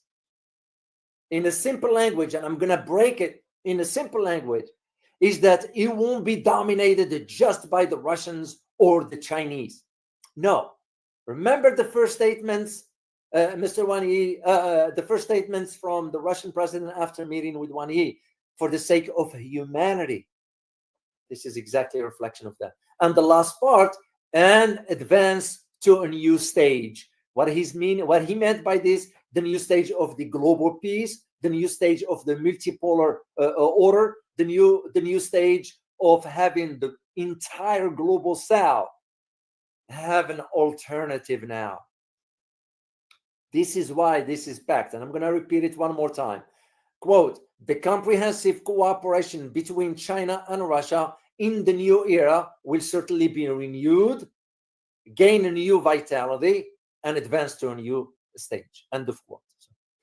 And this is where both ministers, now it became clear because I read up on these statements released.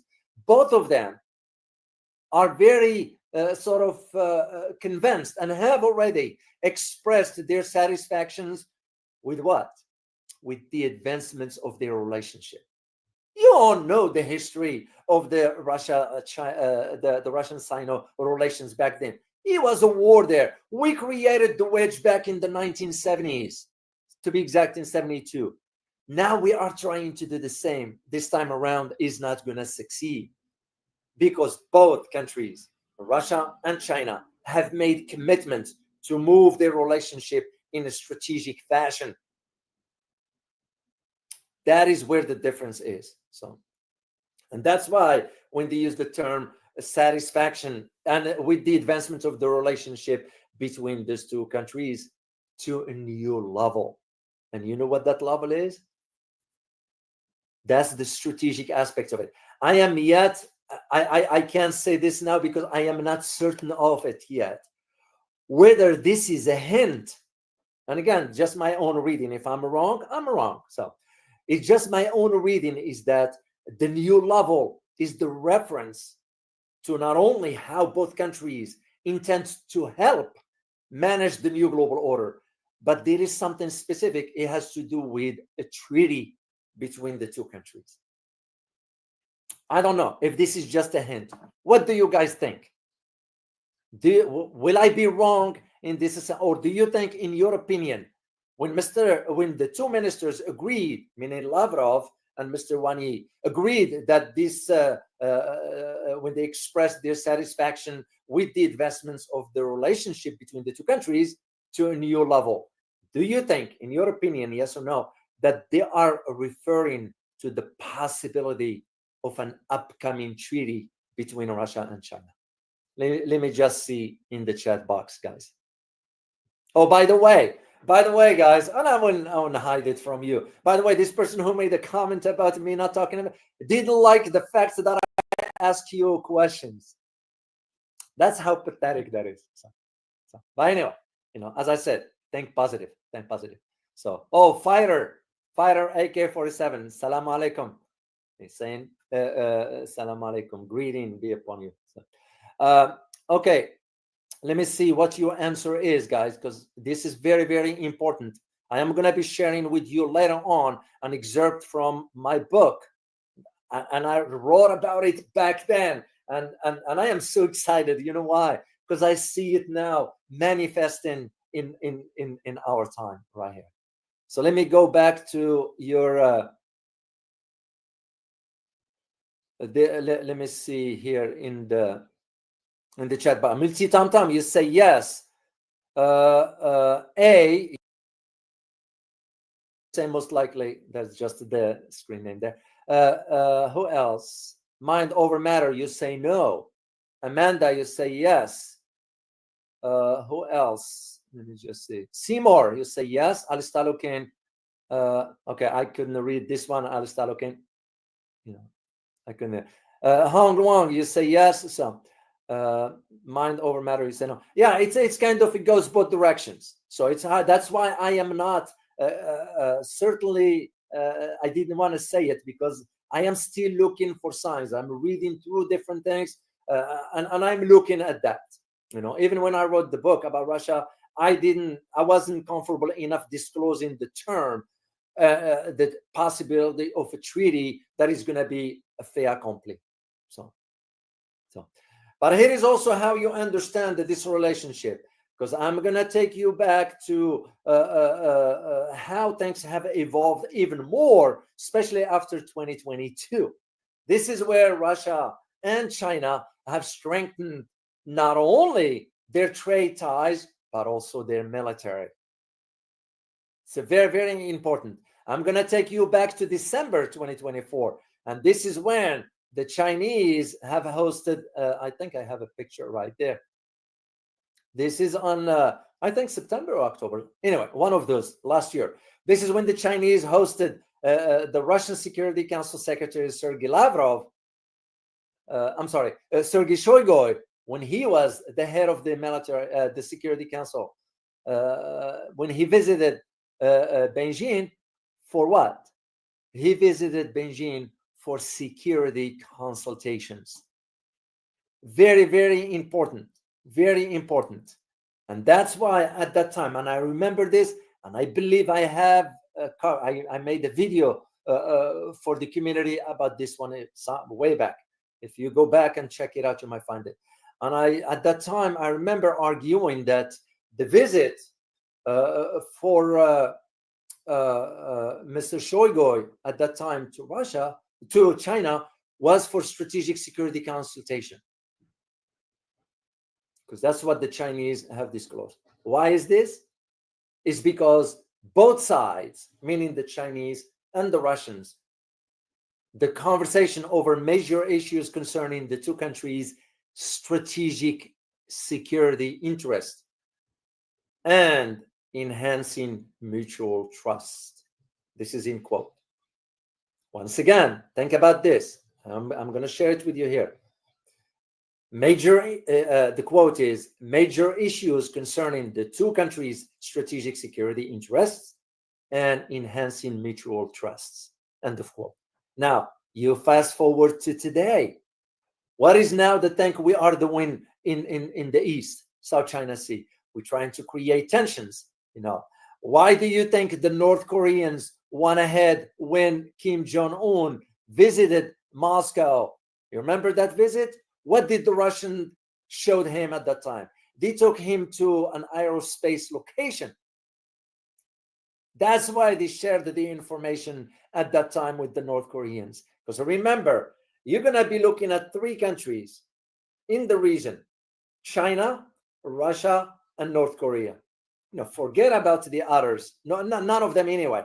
They all, Philippines, South Korea, and Australia, even New Zealand. Now I'm starting to put it in the same basket. But when you think about the statements that I mentioned, or the quote, major issues concerning the two countries' strategic security interests, because they are concerned and they are taking the proactive steps before we get into that level, because they know, both Russia and China understand how Trump thinks, and Trump doesn't think to begin with. When it comes down to global politics, that's what I'm referring to. He might think on other stuff. And this is what that keyword, the regional security, the two countries' strategic interest comes in, because you have to understand that one. And this falls within the realm of both countries, Russia and China, understanding the decline of the United States. This is why I believe They are moving into this direction with strengthening this relationship, these partnerships, this strategic relations that's going to move to the next level. And the new level that I am thinking about is the idea of a treaty between the two. They might not do it, but you never know. But to me, the fact that they are moving to this direction now, they have been for the last few years, but a gradual, very, very gradual. Why? Gradually, rather. Why? Because the dynamics on the global stage were different back then than what they are today. I mean, I go back even to October of last year when a statement was made by none other than this guy. Can you guys tell me who this guy is? You should know. If I got his picture. Hold on a second. Let me upload. I forgot to get it right here. Can you guys type in a chat box who this person is? You should know who that is. Here we go. And I just want you to be part of the conversation once again. Let me see who gets it. Yeah, there is no way you will not know this one here, guys. You will. It wasn't a colonel. It was general. Oh, Belaba, you got it. Wesley Clark, right there. Wesley Clark, that is correct. I ran to him one day in Amsterdam, believe it or not, at Schiphol Airport. That's where I ran to. So anyway, yeah. So Clark, General now, he's retired now, so I call him Clark. Wesley Clark did state back then, because remember, during his career when he was the Supreme Allied Commander, like I always say, remember one thing, always remember this: the commander, the military commander of NATO is always a U.S. 4-star general. That's a fait accompli. The Secretary General of NATO, which is the civilian aspects of it, is always, most of the time, if not all the time, is a European. So the same argument is made about the World Bank and the IMF. IMF is always an American, World Bank is always a European. So Supreme Commander, so when he was back then, here is what I remember his argument, which makes sense, because when you go back to the Cold War era, what happened at that time? The United States was dealing with one entity, the Soviet Union. The landscape today is different from what it was back then, even though those who say, oh, we are back to the Cold War between the US and China. No, it's wrong. There is no Cold War because Chinese don't need it. So the arguments coming from the West mainly push this narrative of we are in a new Cold War. No. And the reason because the United States today, it faces a much more powerful adversaries and a larger adversaries than it did before. Let alone, and I couldn't agree more with Wesley Clark about the sort of the broader front, which means we're dealing with multiple fronts. And I remember asking this, that the US cannot fight 2 front wars. We couldn't even fight one, let alone fighting 2. So let me play a clip for you guys here, and I am going to translate for you just the titles. Then you take a listen here. All right, bear with me here. By the way, I give credit to this one to Al Jazeera because that's their video and the soundtrack is theirs. So I, just for the record here, because YouTube gets a little bit upset about this, but I'm stating that one. I can either silence the sound or I can play it. So I'm gonna silence it just to be on the safe side. So. All right. And please give me a thumbs up if you can hear on you. Well, you can hear because I'm silencing it. So here is what it says, and I'm gonna play it. I'm gonna play it slowly for you to as I translate. Then when we get to the English version, I'll let you guys listen to that. So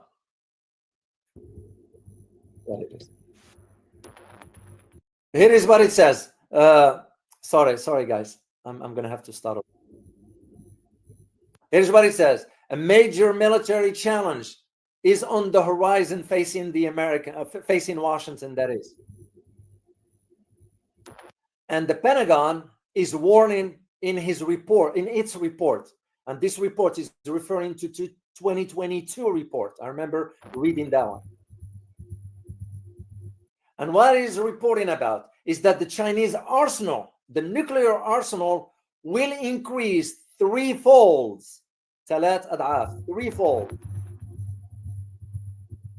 And this will be in 2035, that will reach 1,500 nuclear warheads.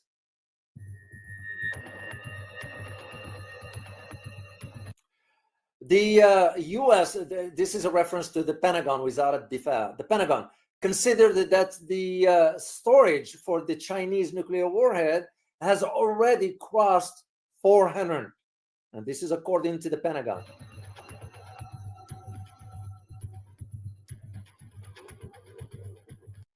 And that the military, the Chinese military, has advanced on both levels, the nuclear one and the conventional one. And its air power, its capabilities have been strengthened.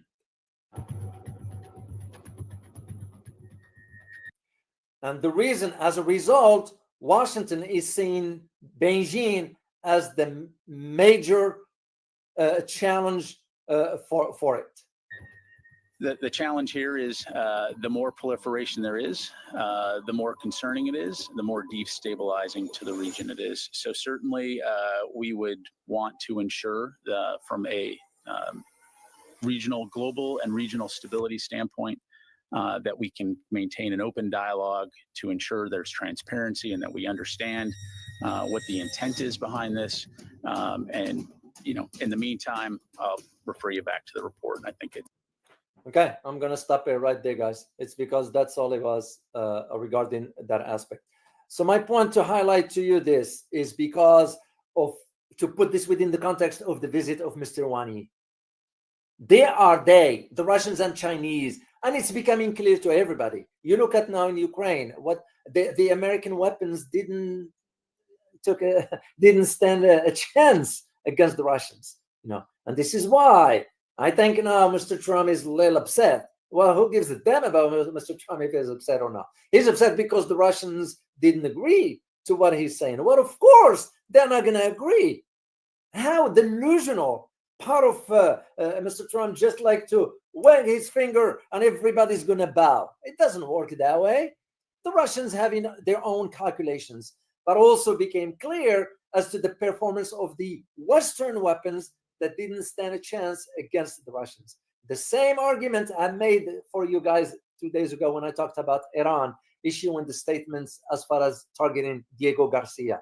It's the arsenal that they have in possession. And we're not even talking about the Russians or the Chinese supporting the Iranian, which is another point that I am going to be addressing briefly here, is that I bet you this, guys, part of the conversation regarding this strategic dialogue between the Russians and the Chinese is to coordinate their assistance to Iran should it come under attack. Because this is an opportunity. Yeah, it's a horrible one as far as war, conflicts, whatever. But this is also an opportunity. If you want to wipe out your enemy, you do it once for all. That's the way I see it. And like I mentioned before, if you add North Korea to the mix, then you got the four: China, Russia, North Korea, and Iran. Just imagine and think about the military power they all bring to bear. So here is what I wrote back in my when I did the Russian book. I'm going to share an excerpt with you quickly here. So here is what I wrote. Debates are swirling in the West about how the China-Russia rapprochement may impact the global balance of power. Some are concerned about the seriousness of this rapprochement, while others suggest that it is provisional. Whatever the case may be, China-Russia rapprochement indicates a much bigger shift looming, one that will be inevitably alter the global balance of power if Moscow and Beijing play their cards right. That's what I argued back then, and I am now seeing it manifesting itself. And this is why you have to understand, of course, there is always that argument, who's benefiting more, Russia or China? Well, in my argument, and I argued this before, is that sort of with this rapprochement that was in the works at that time, I argued, and I still stand by this one, benefit China more so than it does Russia. It's because, remember, the economy of China is different than that of Russia. But it's remained true that China, not Russia, encouraged this alliance following the Chinese President Xi Jinping's trip to Russia back, if you remember this, because that was the same time when I was doing the research in 2019. So, because interesting I found is that during that time, that visit came during a time, a very, very tempestuous time with the problems between China and the United States on a multiple fronts. So we're talking about the escalation tensions at that time. Remember, trade, which what we are seeing today. Back then, you remember the banning of Huawei technology from the US, which we all know what happened with One Man Joe, which was detained illegally under the orders of the US. She was detained by the Canadian government. Then, of course, the issue of the freedom, so-called freedom of navigation in South China Sea, and the Taiwan Strait, and of course, the recent, at that time, was the Hong Kong demonstrations. All of that. That's what prompted me to say what I said about how this rapprochement between these two is going to alter the global balance of power. And here we are. And this is what I believe part of what that trip of Mr. Wang Yi, the current trip that is, he's still there till tomorrow, to Russia, is meant to not only strengthen this alliance or this relationship, is to put the dots on the letters regarding the strategy, how to move forward. So this is how I see it. This is how I see it moving forward. Now, here is an interesting dynamics that I need you to understand. All this happens at the same time. The Chinese, this today, just launched some maneuvers on the Taiwan Strait. What you're looking at, this is the Taiwan Mirage 2000 fighter jets. That's not a Chinese plane. That's the Taiwanese plane, the Mirage. So what's this important about it? The important aspect of it is that the China launched the warning drills against the Taiwan independence. It's because China wants to get ahead of the curve, because we, the Americans, have been talking to Taiwanese behind closed doors. I was aware of talks last week, and in which, by the way, it was a leaked document inside the Pentagon. So, and this is why Chinese decided to do this, this drill followed by a large-scale military maneuvers, which became today. What today is? What time is it now? It's almost midnight in Wednesday, the next day. So that's when it started. And the reason for it, why is this? Because China, once again, sending a warning to the renegade island or state, whatever you want to call it, against any attempt for declaring independence. Because, with what's going on, the craziness in Washington, you won't be surprised that if we will push Taiwan over the cliff. And we will, if the administration get the opportunity to do so. We're already doing it with the Philippines. It's a done deal. Because for the Philippines now, the population will have to decide what they want. You either force, and again, I am an outsider. I have to respect the sovereignty of the Philippines. It's their country. They can decide what I want. But as an observer, the only thing I can see happening is how they can resolve that issue. If Marcos is not willing to step down, then you're going to have to force the issue on the streets and go from there. in order to save the country. The same arguments I can make about Taiwan, except the difference in Philippines, we already pushed that envelope very far. We have not done so in Taipei so far. And this is why the Chinese are saying any attempt for this so-called independence or the influence by the US will fail. So, and I think the those in charge in Taipei are playing with fires. That's just my opinion, the way I see it. So, and that is the reason why you have to understand why the Chinese went ahead and conduct the drills in Taiwan at the same time Mr. Wang Yi is visiting Russia. Could it be also part of that conversation between Mr. Wang Yi and his counterpart in Russia has to do with Taiwan also, just in case? It's a possibility there, because the way it leads me to ask this question is the trip of the former secretary, the current Secretary of Defense, Pete Hegseth, to Philippines. And which other country did he go to? Does anybody know? Do you guys know what's the second country Pete Hegseth visited during his last trip? You know, after Philippines.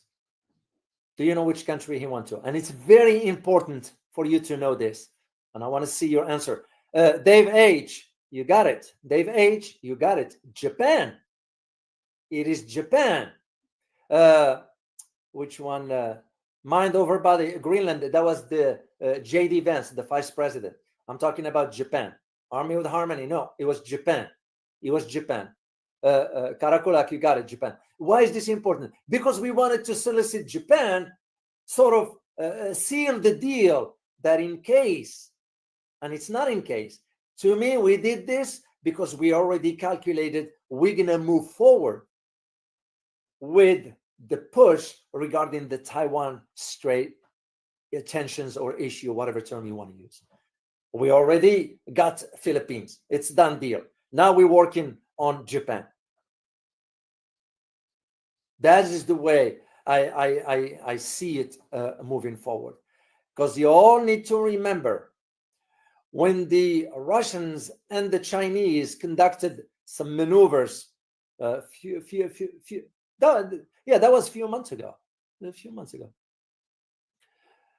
And I said at that time, I think I remember I did a video for you guys. And I argued at that time that this is not about piracy. This is about addressing the security threats. That was the reason why the Chinese went ahead and conducted the naval drills with the Russians. So let me silence this one, the computer here. Because as the Russians and the Chinese moves forward to deepen their cooperation, and this is where, if you remember, what did NATO call China? It called it enabler. We all know, you and I know, and I remember arguing this in the video, that NATO wants now to put China at a crosshair. It's because, and right there, back then, it became clear to me as to where the next conflict is headed. I was looking over the horizon. It's coming, and we're going to start paving the way, especially when I got the confirmation that NATO wants to open an office in Tokyo. Now, that explains to you why Pete Hegseth, Secretary of Defense, went to Japan after his visit to the Philippines. So even back then, the Chinese and the Russians made it clear that these maneuvers, the naval maneuvers that they did, it's because they wanted to address the security threats. That is what it is at that time. Because if you remember, and go back to the record, there is a public record out there about the exercises. They both included both the air and navy forces. It was called the North Joint 2024 exercises. And later along, where it was conducted around the Sea of Japan and the Sea of Okhotsk, which is off the Russian coast. So The reason of around the Sea of Japan, it gives you an idea that the Chinese were thinking ahead. So is the Russians, as far as the security interest, that it's a foregone conclusion that the Japanese won't be able to say no to the Americans. South Koreans won't be able to. Philippines won't be able to. Australia is a lost cause anyway. And the New Zealand, to a degree, give or take. This is why I am convinced the idea of why now we are pushing into this direction, and the trip of Mr. Wang Yi to Russia unexpectedly for 2 days, to me, it's I see the writing on the wall. And like I said to you last time, there was a declassified. Now it's declassified, but it was classified at the time. A document that was signed by the Secretary of Defense back then. So really putting the concept for preparing and potentially prevailing. Well, good luck with that. Prevailing in a war against China. So, which you and I know ain't gonna be happening. So, what I found very interesting, guys, regarding what the Taipei is doing right now. Taipei, as I mentioned yesterday, has increased its budget from 2.5 to 3%. Why they did that? They did that to reassure Washington. And it tells me right there, the pressure is on. The Trump administration is not for peace as he claimed it to be. This is where the next problem is going to be. Of course, J.D. Vance is in Greenland pushing against that. And Secretary of Defense is in, after his recent visit to the east, to push for this. Taiwanese went ahead and increased their defense over 3% of its GDP for one purpose, only to reassure Washington. And that is one of the reasons why China went ahead also and deploys its fighter jets, because usually that's how China deals with it. I still do not believe. I was there when I went to Taipei. And of course, people, the younger generation, these don't seem to be, they are respectfully, and I usually respect cultures and so forth, but not all. I shall not generalize, but they were clueless. They were clueless. I think they were brainwashed. That's the only. Of course, I didn't have the right setting to interview somebody from their governments. I'm just visiting for my own, to see my own. That will be for a different setting per se. But it will be interesting to ask somebody in that government, say, okay, do you realize what you're doing? Do you have any idea what are you leading the island into? And do you think we're going to come to your defense? So, and this is why, if you look at, just take a step back and think about the globe, think about the whole world, and tie it to what we are doing. You got Greenland, you got Philippines, visit to Japan, tensions in Taiwan, Panama Canal, Africa. So you got the idea. So, and this is why, even for Mr. Trump, and I was thinking about the expanding the dome per se, the Iron Dome system to protect against the long-range missiles. Now, it tells you right there where the thinking is and where we are headed. So, anyway, this is what I wanted to just share.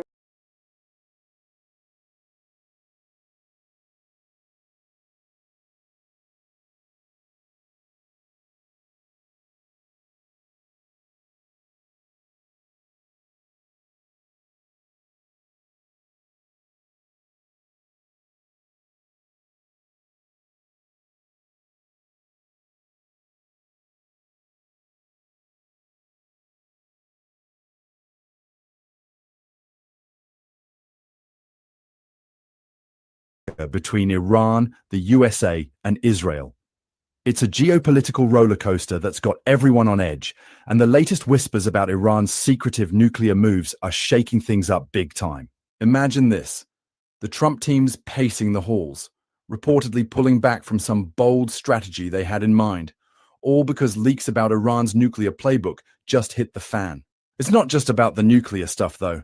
Iran's been pushing back hard against the US and Israel's military flexing, and it's been a tense few weeks of moves and countermoves. The US has been stacking the Gulf with warships and bombers, while Israel's been pounding targets tied to Iran's allies, like the Lebanese resistance up north. Iran's not just sitting there, they're firing back with missile tests, proxy plays, and some crafty political chess. Let's unpack this whole mess, because it's loaded with history, strategy, and some serious firepower, and I'll walk you through it like we're hashing it out over a long coffee break. Hey, at OMT News, we cut through the propaganda on Iran, US, and Israel. No spin, no sides, just the raw truth. But we need you to keep this alive. Like, share, subscribe, don't let the noise win. So, what's Iran been cooking up lately? They've been under serious pressure from the US and Israel, who've been cranking up their military presence like it's a show of strength. The US has rolled out the big guns think B-52 bombers slicing through the sky, destroyers and submarines lurking in the Gulf, and a steady drumbeat of warnings about Iran crossing lines. Israel's been busy too, launching pinpoint airstrikes on sites linked to Iran's friends, like the Lebanese resistance in the north and some Iranian outposts in Syria. Iran's not the type to just take it. They've been hitting back with a mix of defiance and calculated moves. The buzz is they're ramping up their nuclear program, piling up enriched uranium to levels that make everyone twitchy. We're talking about stuff that could, if they pushed it, get them a bomb in a matter of weeks. They've always insisted it's for peaceful power plants, not weapons. But with the US and Israel breathing down their necks, that line's getting harder to sell, and these leaks are lighting a fire under the whole situation. To really get this, we've got to rewind a bit way back to 1979, when the Islamic Revolution flipped Iran's world upside down and set them on a collision course with the West. Before that, under the US-backed Shah, they'd started a nuclear program with Western tech, all above board. But after the revolution, it took on a new vibe, part pride, part shield against enemies like the US. By the early 2000s, the world caught wind of secret enrichment sites, and alarm bells went off from Washington to Tel Aviv. The 2015 nuclear deal was a big moment. Iran agreed to dial it back, limit their uranium stockpile, and let inspectors poke around, all for some sanctions relief. It held for a bit, but then Trump tore it up in 2018, calling it a disaster and slammed Iran with sanctions that hit like a sledgehammer. Iran's response was to creep back toward the edge, stockpiling uranium, tweaking their centrifuges to spin faster, and now, with tensions spiking, they're reportedly pushing the nuclear envelope harder than ever, and those leaks about their progress have the Trump camp scrambling to figure out what's next. But hold up, nukes aren't the only card Iran's playing. Their missile game is straight up intimidating, and they've been flexing it hard. They've got ballistic missiles like the Shahab-3, which can sling a warhead over 1,000 miles, and newer hypersonic ones like the Fatwa that move so fast they're a nightmare to stop.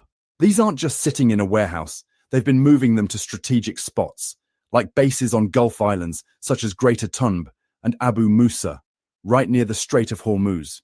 That's the choke point where a ton of the world's oil flows through, and Iran knows it's their golden ticket.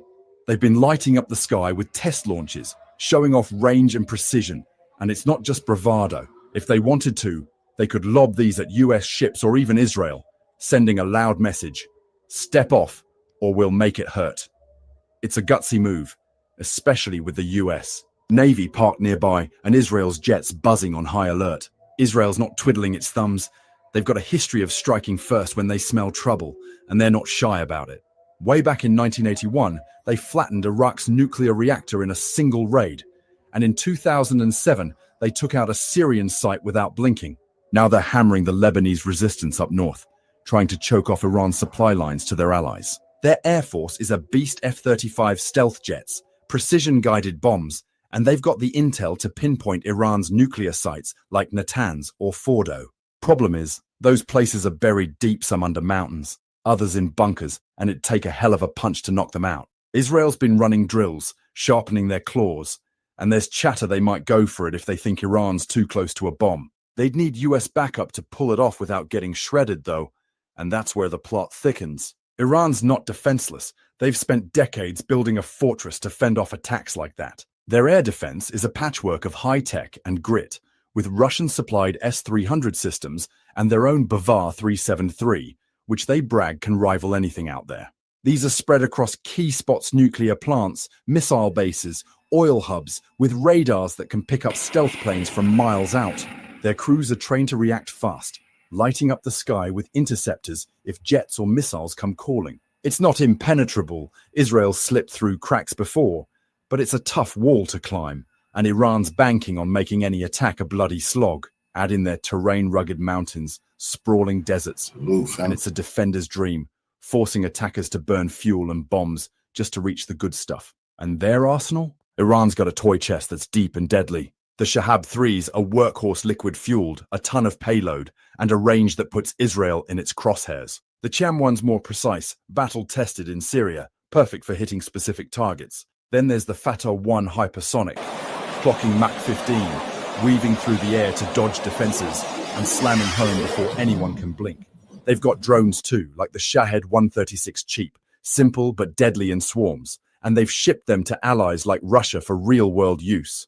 Anti-ship missiles like the Nor could turn US carriers into floating targets, and they've been drilling with all of it, moving launchers to the coast and islands, ready to unleash hell if the balloon goes up. So where might Iran hit if it comes to that?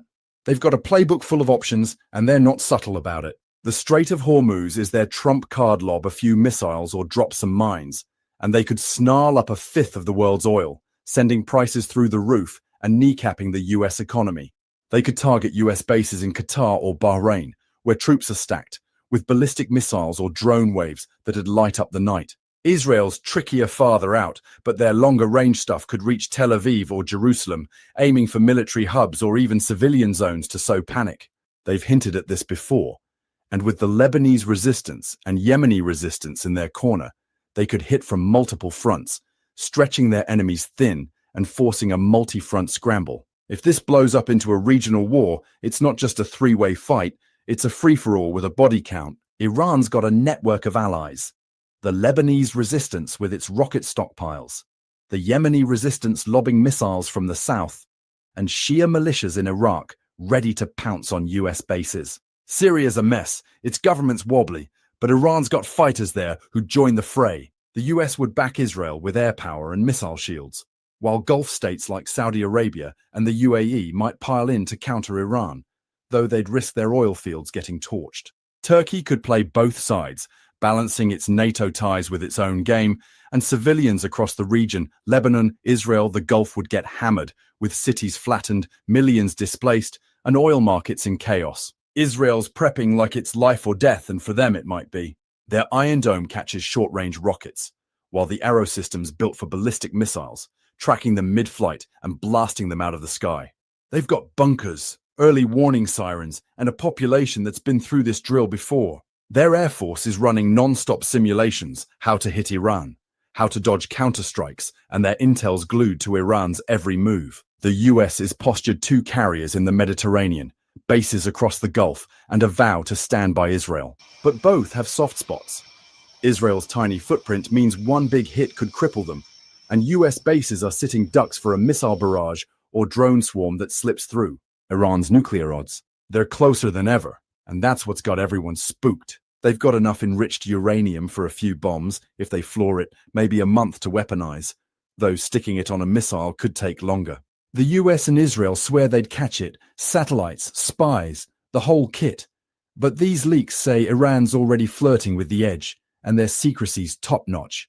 If they pull it off, it's a seismic shift.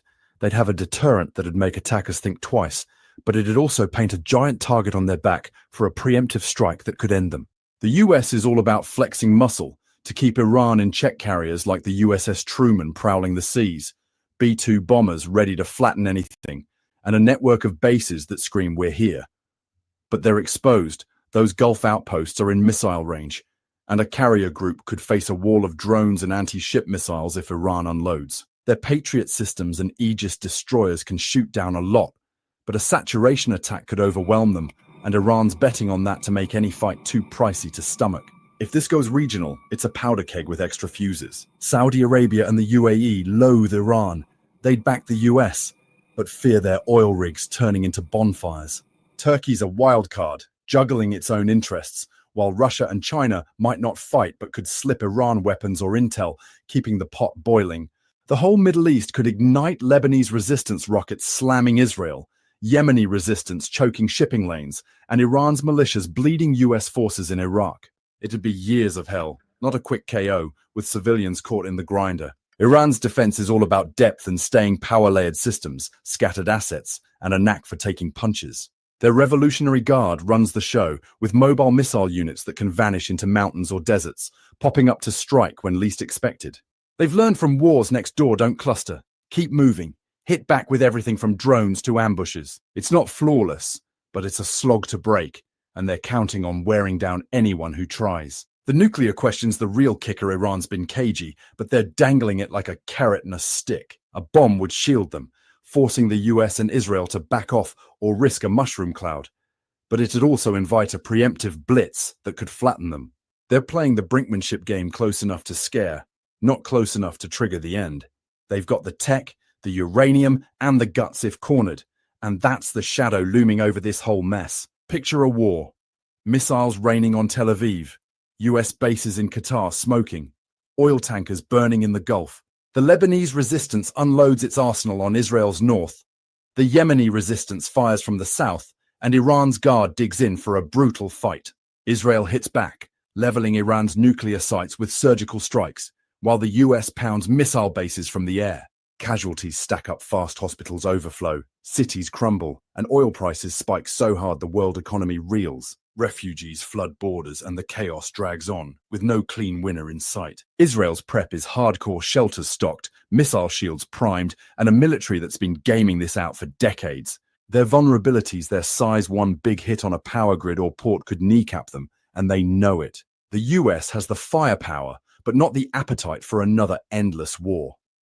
Those bases are juicy targets, and public support's thin after years of Middle East fatigue. Iran's endgame is survival and swagger deter the big dogs, keep their regime breathing, and flex as a regional heavyweight. They've got the tools, missiles, allies, a nuclear ace up their sleeve, and the will to use them. Can they fend off both powers? Maybe if they play it dirty and smart, dragging it out until the other side blinks. Can they go nuclear? They're closer than ever. And that's the billion-dollar question keeping everyone up at night. This isn't over. It's just heating up, and we're all watching the sparks fly.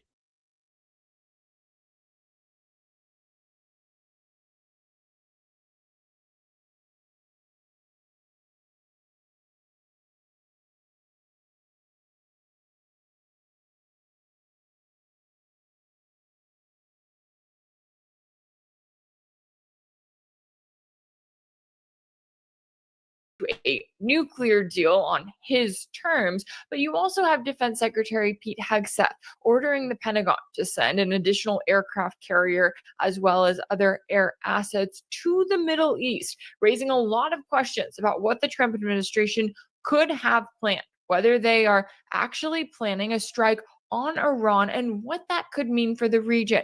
And then we also have the question, are we going to see any meaningful talks? And is the elephant in the room going to be raised? Because if we want to talk about Iran and the potential of them having nuclear weapons or concerns about them obtaining and creating a nuclear weapon, then maybe we should start talking about Israel, because they are the one that actually has nuclear weapons and that is openly holding the region hostage right now. And nobody in the international community really wants to talk about it.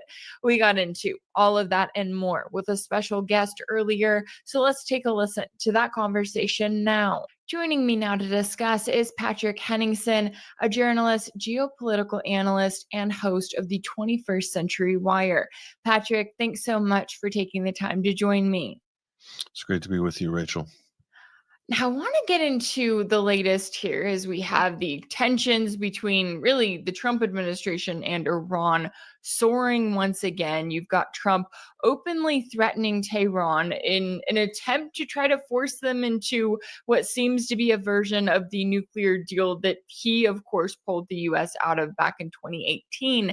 And now not only is the U.S. bombing Yemen, but the Pentagon also announced on Tuesday that Defense Secretary Pete Hegseth had ordered the deployment of an additional aircraft carrier and more U.S. assets to the Middle East. So how do you see see the current tensions and what the Trump administration is really going for here? No, they're clearly escalating. So they're planning for a long campaign, bombing Yemen, of course, for the Yemenis, for the Ansar Allah, aka the Houthis.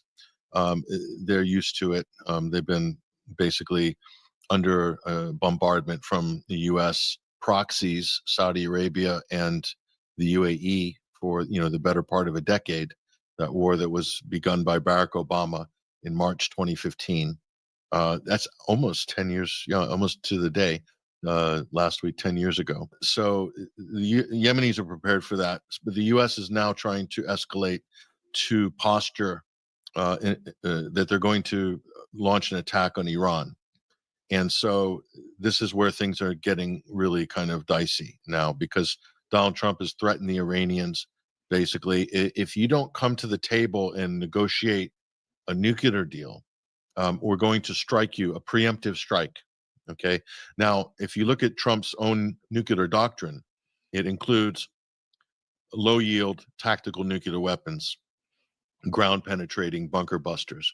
So effectively, what is being said, which is not being discussed, is a preemptive nuclear strike on Iran. Okay.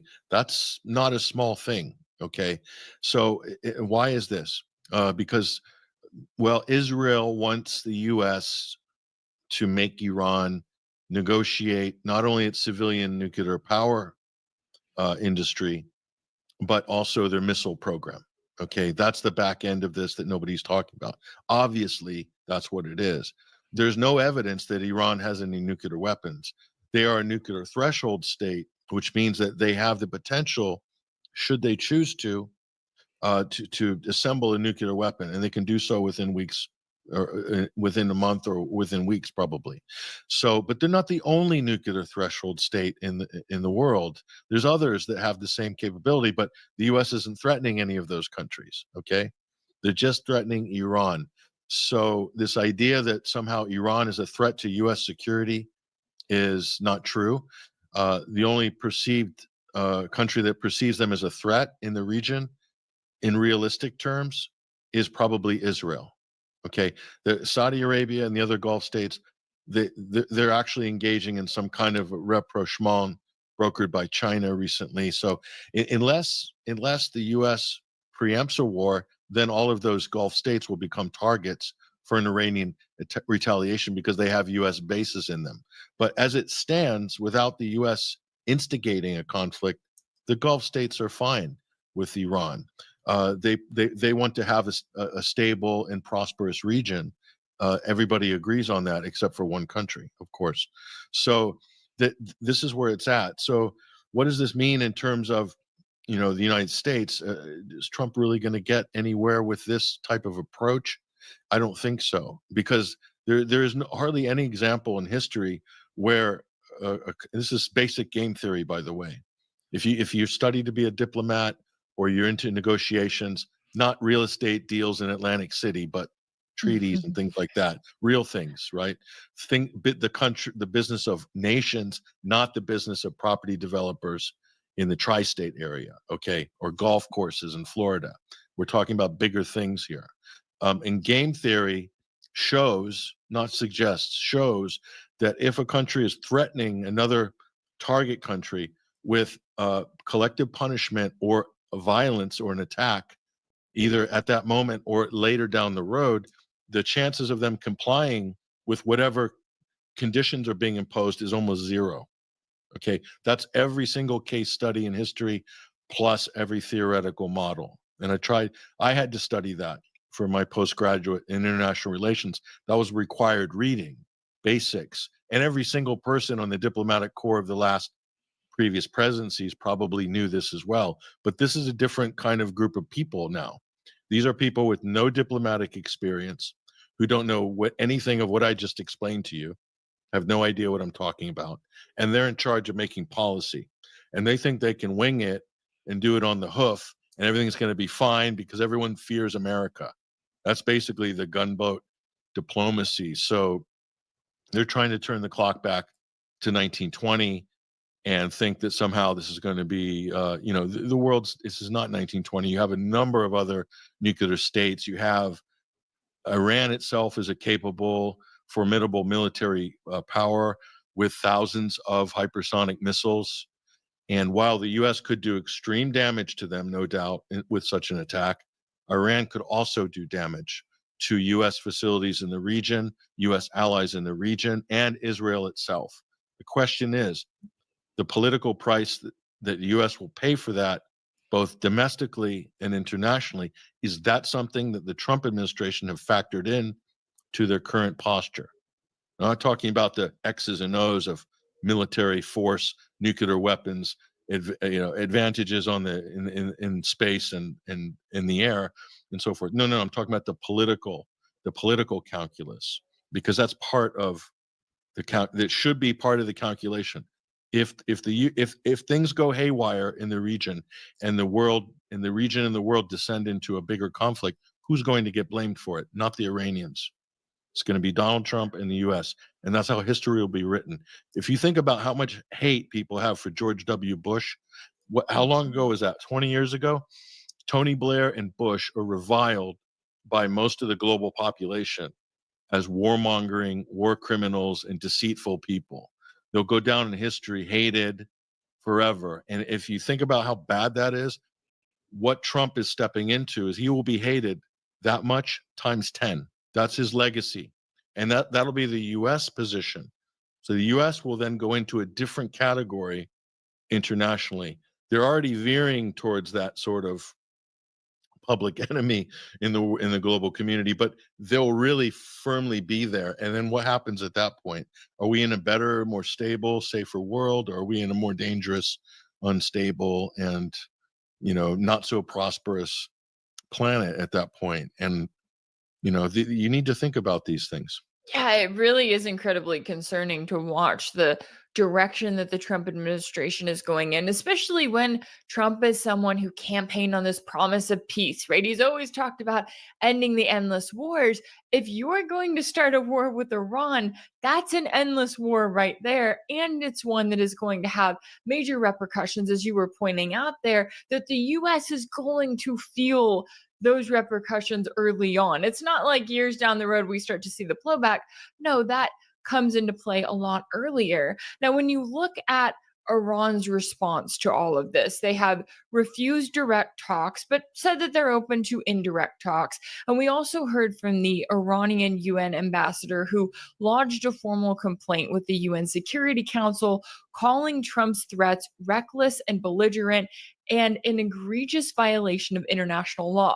He also said that Tehran strongly warns against any military adventurism and will respond swiftly and decisively to any act of aggression or attack by the United States or its proxy, the Israeli regime, against its sovereignty, territorial integrity, or national interest. So how do you view Iran and the way that it's responded? I mean, it has shown a lot of patience, especially with Israel and with the United States as well. But how do you view the position that Iran is currently in? Well, it is kind of disturbing because just a couple of days ago, the senior advisor to the supreme leader, Ayatollah Khamenei, I believe his name is Ali Larijani.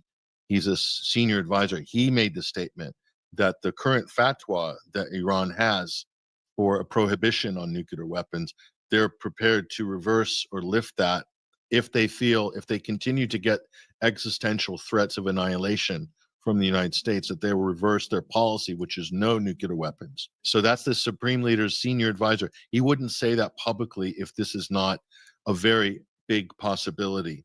So once again, you have the U.S. doing things to push the situation away from a good situation to a worse situation. This is what they did with Yemen. The Yemenis were not bombing or interdicting any ships. They hadn't done anything. There was a ceasefire in Gaza. Yemenis stopped, predictably, like they said they would. They did what they said they were going to do, and they hadn't resumed. But then Israel and the U.S. broke the ceasefire in Gaza and blocked off food, water, medical aid to the Palestinians in Gaza. So the Yemenis then made an announcement and said, we are going to resume are sanctions and are basically interdicting Israeli shipping and interest going through the Bab el-Mandeb Straits and the Red Sea. And before the Yemenis then resumed action, the U.S. hit them militarily hard. And so what did that do? It stopped shipping. It's cost the Egyptians and the Europeans more money. It's created a war footing in the region. So the U.S. they broke the ceasefire, and then they attacked a person, you know, who they said was the problem. They made the problem persist and continue. So you get the opposite effect from everything the U.S. claims to be doing stuff to stop or stabilize, but they do the opposite. So this is a problem, because if obviously that becomes a self-fulfilling prophecy if Iran does assemble a nuclear weapon. But look, you know, look at the other countries in the region. The Pakistanis have nuclear weapons. That they're right next door to Iran. India has nuclear weapons. They're not far from Iran. Does Iran feel threatened by Pakistan or India having nuclear weapons? No, not at all. Is there any chance of nuclear war breaking out between Pakistan and India? No, probably not. Most experts are saying the situation is balanced because they both have nuclear weapons. So if Iran is supposedly a threat to Israel and Iran doesn't have nuclear weapons, and the U.S. is threatening to bomb Iran because they might want nuclear weapons, and the country that the U.S. is acting on behalf of has a nuclear arsenal, Israel, 200 to 300 nuclear warheads, undeclared. No inspection, no non-proliferation treaty, nothing. So this double standard is so gaping right now. And now is the time when maybe it's a good time for the international community to start asking Israel why it won't allow international inspectors and to know how many warheads they have and so forth. How could Iran want to engage in any meaningful discussion after Trump torched the JCPOA? And now Israel is a full-on, fully blown nuclear state. They're not subject to any oversight, and they're wanting to basically hold Iran accountable for something it might do in the future. This whole thing is just totally out of control. So I think there's a potential solution that can be had right now. Yeah, and I'm glad that you bring that up, because if I were Iran and I'm looking at Israel right now, and then I'm looking over at the Trump administration, they seem to be giving Israel the green light for essentially whatever it wants, short of direct war with Iran right now. And despite all of this fear mongering, as you were also pointing out there, you know, we have to look at Iran's ambitions, what we've heard from them so far.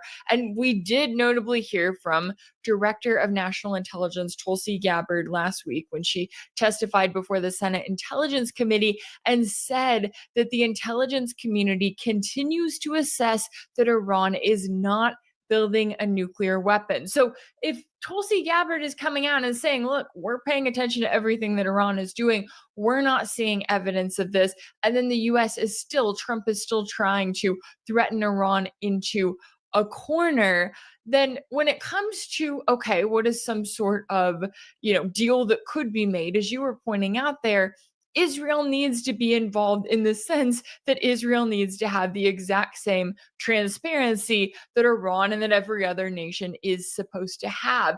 When it comes to the possibility of making another deal, how do you see it? Because I know that Israel is not going to be offering themselves up for international inspectors anytime soon. So is there a possibility of a deal that Iran would actually agree to based on what we know so far? There is a possibility, and I wrote my proposal for that and put a summary of it on Twitter, on X. Okay, I've road tested this with Iranian journalists and people working in the government and in media, as well as other countries, and the reaction I got from the Iranians was very positive on this. They said they would accept such a deal, as well as other people in the Middle East, which is this: another JCPOA, but not just Iran, but Israel as well. And then once that transparency happens, then there's no choice, but Israel has to be disarmed,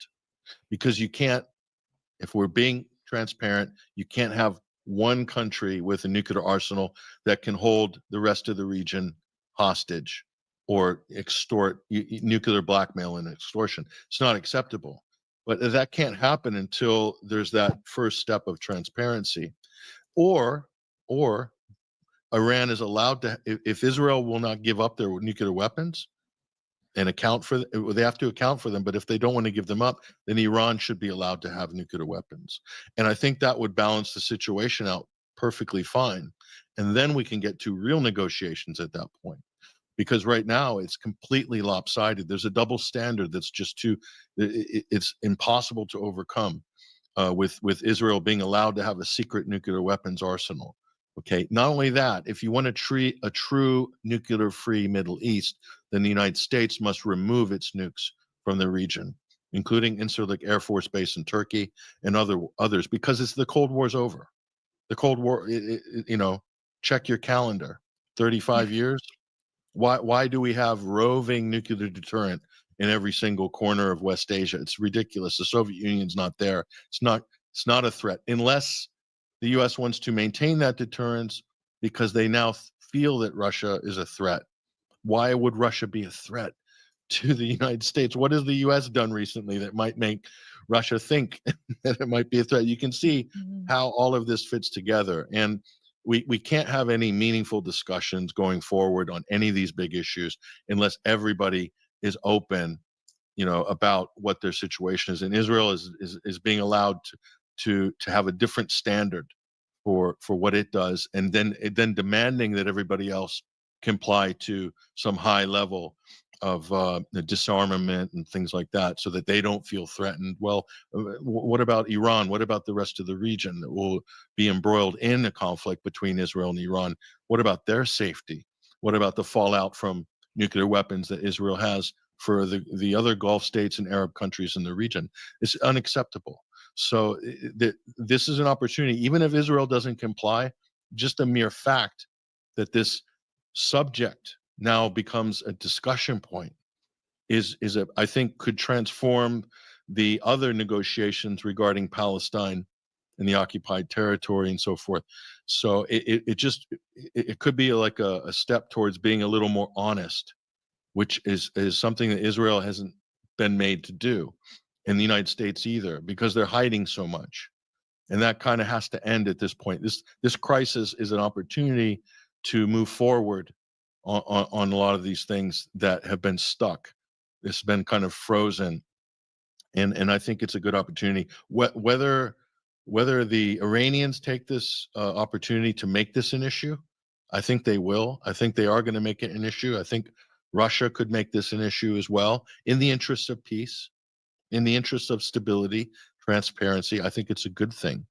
So we'll see. Yeah, and it's interesting to see, as you're pointing out there, and I'm thinking about the Donald Trump factor in all of this, right? You got this guy who, again, he campaigns on peace and then he gets right back into office. And if you look at the way that he is handling things, I mean, if you're Iran or you're Russia, you're looking at Trump and you're going, we can't trust this guy because we just watched him brag about being the champion of the ceasefire in Gaza and then turn right back around and not only allow that to fall apart, but give Israel his blessing to restore its bombardment and blockade of the Palestinians in the Gaza Strip, and then take it a step further and to have the U.S. start bombing Yemen and to increase the U.S. military presence in the region. So when it comes to how trustworthy or untrustworthy Trump is in this case and his kind of flip-flopping all over the place, do you expect to see,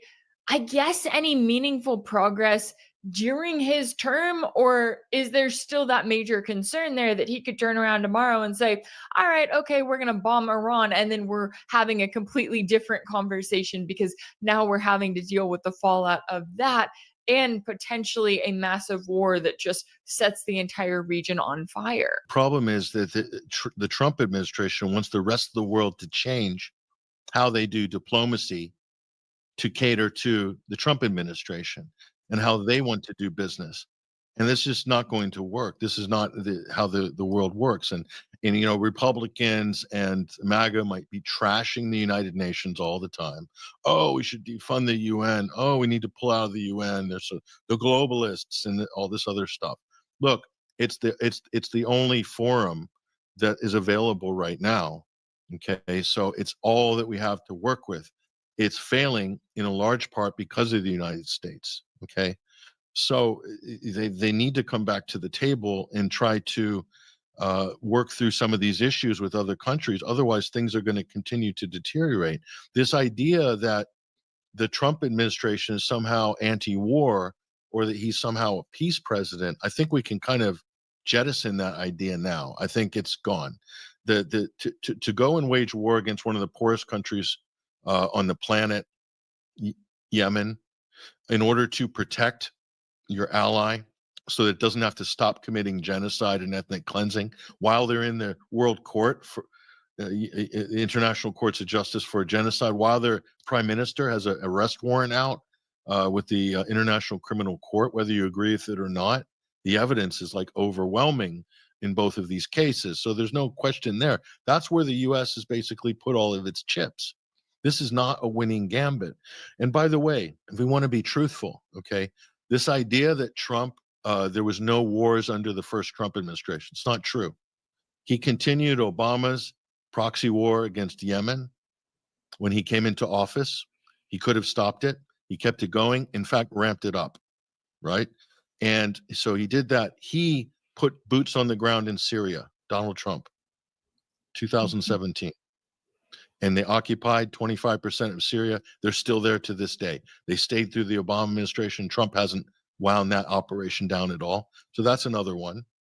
Okay. He provided lethal aid to the Ukrainians and escalated the conflict in Ukraine against Donbass.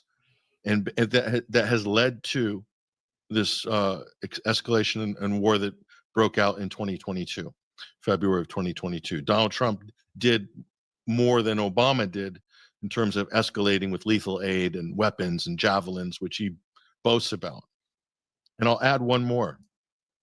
The Jolani regime that marched, HTS, that marched into Damascus in December, Al-Qaeda, okay? Al-Qaeda. Donald Trump saved them in Idlib. The Syrian Arab Army with Russian air cover, Hezbollah, Iranian forces on the ground. They were ready for a counteroffensive against HTS, al-Nusra, al-Qaeda in Idlib. And Donald Trump intervened, threatened to bomb Damascus. And then Turkey came in, said they were going to work with the US to resolve the 30,000 terrorists in Idlib. They didn't do it. They stabbed Syria and Russia in the back. And Trump boasted about it. In 2019, he said, I saved Idlib. So that thing you saw in Syria, right now we're seeing massacres, pogroms against religious minorities, Alawites, Christians. Donald Trump's responsible for the survival of Al-Qaeda in Syria. He bragged about it. Okay, so he's responsible. And the Abraham Accords, which many experts believe accelerated October 7th, wouldn't have happened if not for Trump's supposed peace plan, the Abraham Accords. So let's just put to bed all of this talk about how Trump is a man of peace and he is no new wars. It's patently false. And you can now see that in the behavior and the negotiation style that's very reckless and disrespectful and completely writes off other countries, leaders and governments and diplomats, just ignoring them, disrespecting them, treating them like they're sort of, lesser entities and not listening or not caring what other people. So all he's left with at this point is go ahead and, wage war on the Eskimos in Greenland. Go invade, go shoot some penguins in Greenland. Yeah, there's a W for you there, Trump. But everything else is an L. Rubio has fumbled in Ukraine, fumbled in Gaza. They're fumbling with Iran, one L after another. That's not what Trump ran on. And it's not what the American people elected him to do. So they really need to have a reckoning. And I think having a Fox News weekend host as your defense secretary with no experience, who the highest rank he as a reservist attain the rank of major, and you're putting him in charge of the Pentagon and foreign policy, a Fox News weekend host, not even an anchor. At least it was an anchor. I know. Fox and Friends. I mean, it's a joke. This is not. These are not serious people. They're not, and Trump is not running a serious administration. Not in the foreign policy realm. I can tell you, Mike Waltz is not a qualified national security advisor, and you can see the results. Marco Rubio is not a qualified Secretary of State. He's hiding in Guyana right now. While everything else is going on in the world, Marco Rubio is hiding in South America, in like Guyana or something like that. Why? Because it's failure after failure after failure everywhere else. So that's kind of like, I mean, I'm being honest. Like that's how I see the situation. I think it's a disaster so far, and it could get worse if they don't hit the brakes and have a real sort of epiphany that they are absolutely on the wrong track here and being led by Israel up the garden path.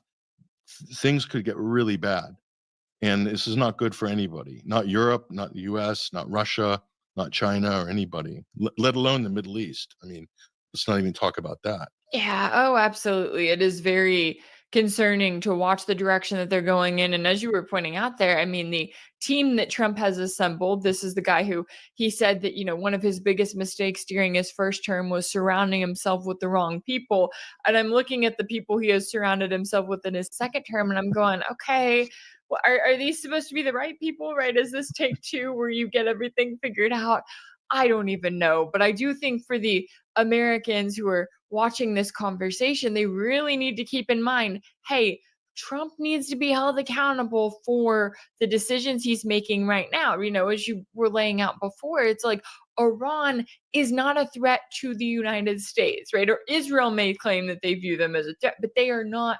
Iran is not threatening the U.S. homeland, which is what our national security is supposed to be all about. Yemen is not threatening the U.S. homeland, and the list goes on and on. I know that there is certainly a lot at stake here all around, and a lot of us kind of watching in trepidation to see what in the world the Trump administration is going to do next. But I really appreciate you taking the time to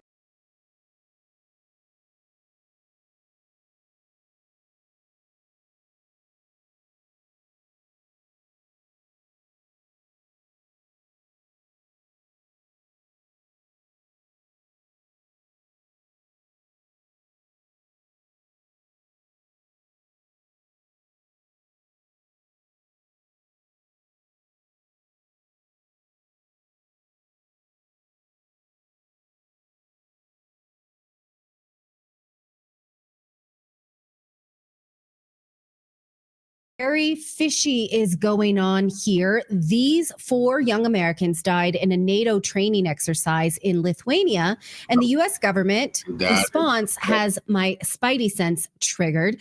Take a look at these faces. Not a one of them is over 30. 2 of them had small kids.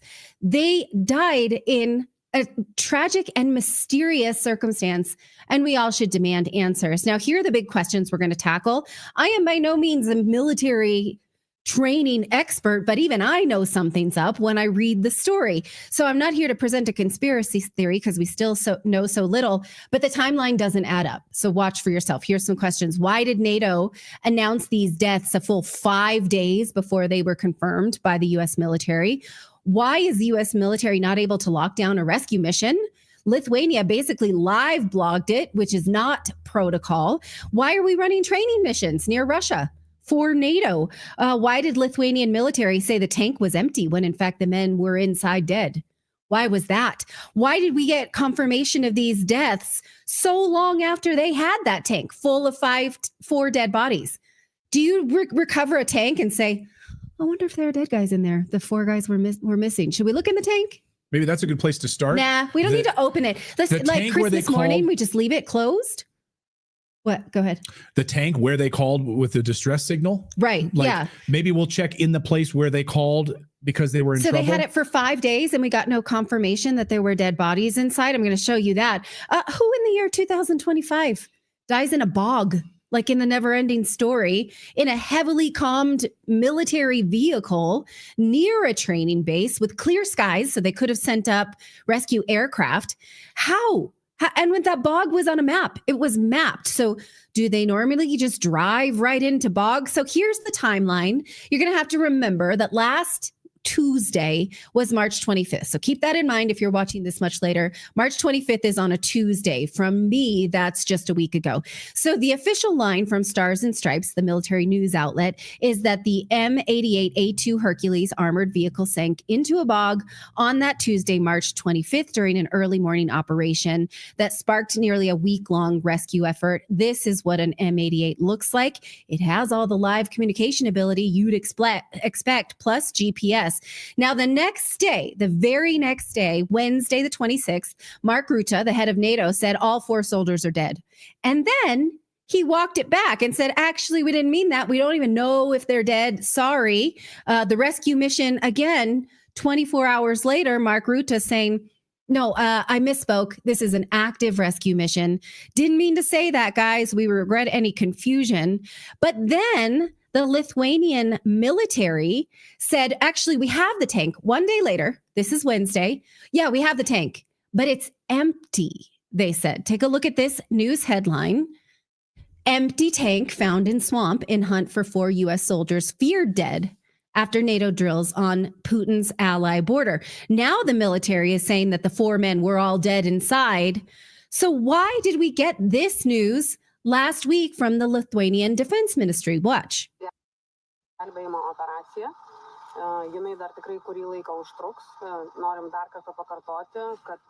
want to repeat once again, there's no confirmation that the soldiers were killed. I'll read it for you. I will say that the area is now narrowed.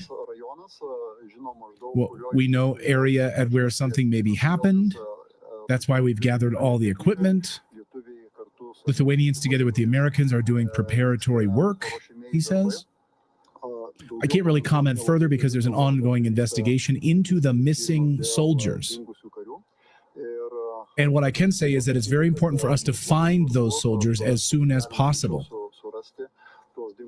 Because you all know how important it is, the presence of U.S. troops in Lithuania. Their soldiers are like our Lithuanian soldiers to us, so we spare no effort within the American command. The battalion chief and the brigade chief has arrived.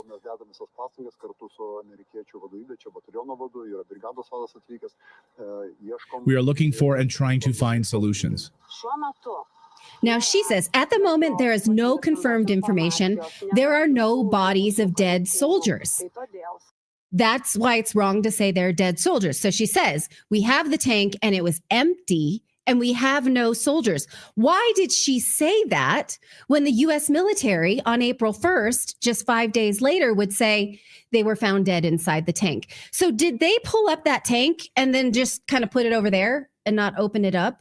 Does that make sense? Did they pull up the tank and they just did a cursory eye sweep and didn't find them? Why did they say that? Why were they lying? So that was the following day, Wednesday, the 26th. They have the tank. The soldiers are inside dead. That's what we're being told now. But they just didn't see them in there. And then for the next 5 days, the Lithuania Department of Defense basically live blogs this event on its X account, where we get all kinds of images like this of drones and backhoes and, dogs and all that kind of stuff. Now, note the date here, March 31st. Why are they posting this on Sunday when they've had the tank with the bodies since Wednesday? Are they just playing with their toys now? Also note that all of these images we were given from the Lithuanian military is not protocol. Standard U.S. military protocol for incidents involving military personnel and sensitive equipment includes a perimeter lockdown, usually, if we are in charge, the United States, to secure the site and prevent unauthorized access. This is all written up in the guidelines on ready.gov. So did the military, the U.S. military, not care that this was a U.S. rescue mission and put our protocol on and say, lock this down, please stop streaming things like this? Did we not want to tell Lithuania to knock it off and stop putting this on social media? Did this buy them time? If they had recovered the tank with the bodies inside, within a day? Were they just playing with us, pretending there were no answers, or were they looking for something else? Or is this a distraction from some other truth? Now, when President Trump was asked about this, he says, well, you know, the tank was just so heavy, it just dropped down like one of those things. Mr. President, have you had any updates on the U.S. soldiers missing in Lithuania? I have. Can you give us an update? So 3 are no longer with us, and 1 is unfortunately probably in the same category, but they haven't declared that yet. It was a very heavy truck, like a toy, but I mean, really heavy, that lifted the heaviest equipment. And it would seem that the bank of the lake collapsed. You know, the weight is so big. And it was at night, and it was very cold weather, ice, a lot of ice. And it's possibly slipped, and the weight is so enormous of this thing. It's a massively heavy vehicle. And if they slipped a little bit, that's probably what happened, and it flipped. And 3 are gone, and 1 is missing. On a separate topic. Yeah, so someone in the chat says, yeah, these are training exercises. This happens all the time. Exactly, this happens all the time. But we're told the truth about it, usually, it seems. But why the lies about all these soldiers being missing? We can't find them. We don't know where they are. And then having to walk this back and to why tell us the that rescue they're inside. theater for 5 days after they'd recovered the tank, and then pretending they don't know where the bodies are, and then just to tell us, oh, we've had them all along. They've been in the tank. Why that? What's behind that? Also, President Trump said it was at night. Well, it was early morning, so it may have been dark. We don't see any images of ice, like he said, but maybe there was. Now, my biggest question is, why are they? Why do we have Americans dying to train in Eastern Europe in the first place for combat against Russia on Russian borders? Here's a map of where this happened. And also, again, the only watery areas known next to the base were mapped. So why would they then drive into that area? These are all 4 young men, all of them under 30. One was a father of 4, the other a father of 2 young children under 2. Now, General Christopher Donahue, he's the commander of the U.S. Army forces in Europe, confirmed that they had to, quote, lean heavily on the support from Lithuania, Poland, and Estonia. He said this to Stars and Stripes: this is a tragic event, but it reinforces what it means to have allies and friends. Now, I see it very differently. I feel like, well, we went out to put ourselves in danger for these allies and friends. We need not have done that, maybe. My take is that President Trump had signaled that he would start to reduce cooperation with NATO. He said that, right? Am I on glue? Or did that actually happen? He said we need to reduce our foreign presence, reduce the number of military bases, stop training for a war with Russia, reduce the size of military presence overseas in general.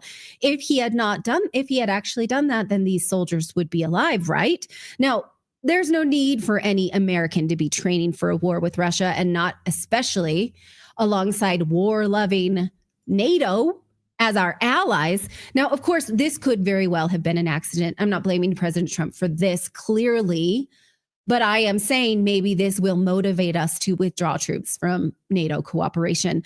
If this had happened on U.S. soil, which sure, it could have happened in any U.S. state, absolutely, possibly, actually, because we don't know if it was some kind of foreign sabotage, but possibly could have happened in the United States. But then we would have been able to secure the optics. Maybe we would have been able to get to those soldiers faster. Maybe we wouldn't have had a foreign government live streaming rescue efforts. Maybe we would have had not the comms mistakes, right? Possibly. So let's stop playing war with NATO and bring our troops home where we know we can protect them better, huh? How about that? Yeah, President Trump has called out President Biden basically for starting the war in Ukraine, admitted it, thankfully. And I was like shocked. I'm like, I can't believe President Trump is saying this. Hallelujah. Like, let's applaud the man for actually calling out the BS of what Democrats did and getting us into this war under Obama and expanding, of course, the war against Russia. It is a proxy war. We should have these soldiers come home. The 50,000 of them that are stationed around in these different bases need to come home. And by the way, they're sitting ducks in the Middle East right now. So this is what happens. And President Biden, by the way, knew this was going to happen. He's called attention to the fact that this was going to happen during his presidency. He said it's only a matter of time before American soldiers get hurt and killed in the Middle East. Well, if it's a matter of time, Mr. President Biden, then let's get them the hell out of there if it's only a matter of time. So it's only a matter of time before this kind of stuff happens far from home. Now, I'd love to hear from maybe military veterans or anyone who's done a training exercise like this, who might say, well, it does look like this is the risk of normal training exercises. But now we have two fatal training exercises under the Trump administration. The first one took out a plane of civilians, and now this one has 4 military personnel underwater dead. And so maybe we need to secure training exercises. There's a thought, right? A relevant thought. And maybe we need to have more control over when we go into training exercises, that we actually can protect our people. And maybe NATO's not it. Maybe that ain't it anymore. Maybe this is not the boyfriend to have. So let me know what you think. I really would love your response on this. It does.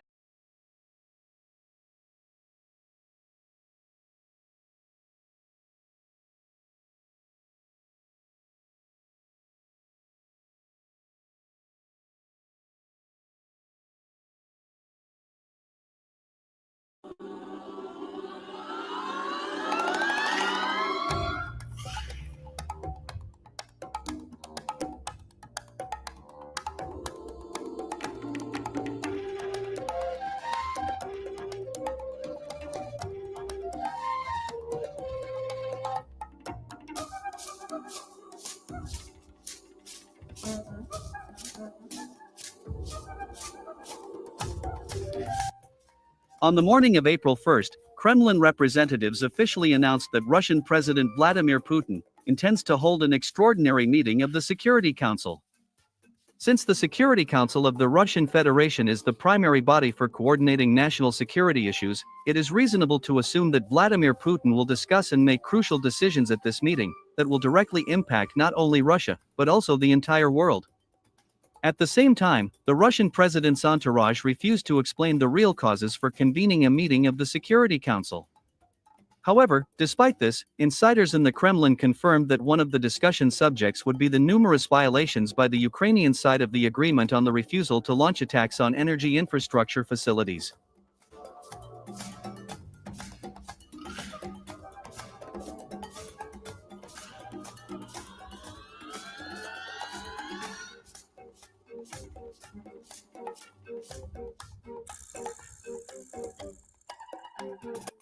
Furthermore, sources in the Russian FSB claim that in March 2025, Moscow recorded abnormal activity of the North Atlantic Alliance near Russia's borders, including reconnaissance flights of Western AWACS aircraft, as well as military exercises of armies of NATO member states near the Kaliningrad region. In addition, over the past 80 days, as a result of massive and combined missile strikes on military installations in Ukraine, the number of regular NATO officers killed has risen sharply. According to Russian intelligence, despite heavy personnel losses, NATO leadership continues to send so-called military advisors to Ukraine. These advisors directly lead Ukrainian army units and participate in the planning and execution of military operations in the Kursk and Belgorod regions. In addition, there are thousands of so-called foreign mercenaries in the ranks of the Ukrainian army, many of whom are active duty soldiers and officers of armies of NATO member states.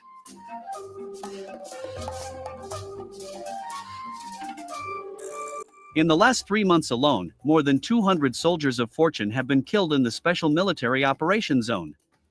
These soldiers were mostly French, British, Canadian, US, German, Colombian, Georgian, Romanian, Swedish, and Finnish citizens. Therefore, it can be assumed that at this meeting, Vladimir Putin will also cover the subject of aggressive actions of the North Atlantic Alliance, as well as the further containment of this military bloc.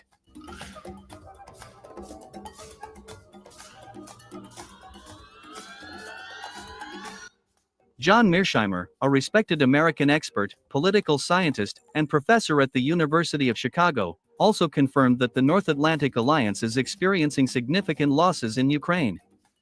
According to him, regular massive Russian missile strikes on military installations on the territory of Ukraine lead to heavy losses among the officers of the armies of NATO member states. Starting in 2022, NATO countries, including the United States, have lost hundreds of experienced officers in Ukraine, including several generals. And this fact has had a very negative impact on the entire military bloc. During the 3 years of fighting in Ukraine, the North Atlantic Alliance has literally degraded in the eyes of the world.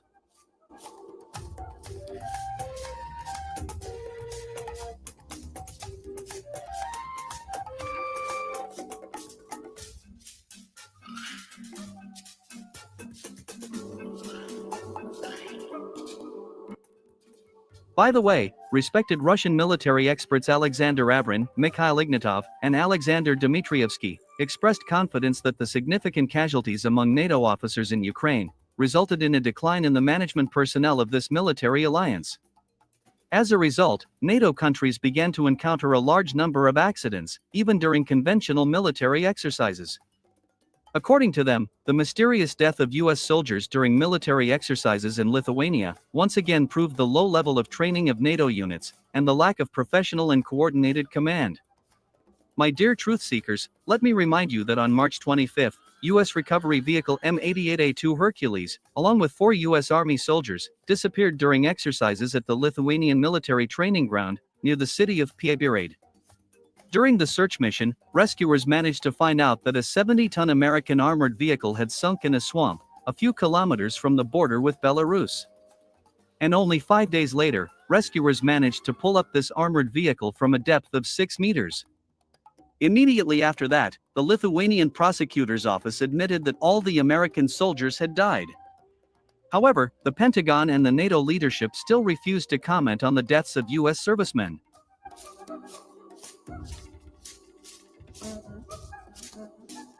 It is noteworthy that yesterday, the Lithuanian prosecutor's office retracted earlier statements and even deleted the report, where it was said about the death of American soldiers. Furthermore, on March 31st, it was revealed that NATO command had temporarily classified information regarding both the status of American soldiers and the condition of the U.S. recovery vehicle.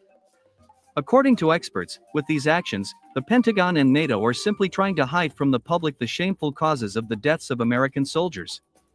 Indeed, this incident has once again proved that the quality of management, training, and discipline of NATO soldiers are at a very low level.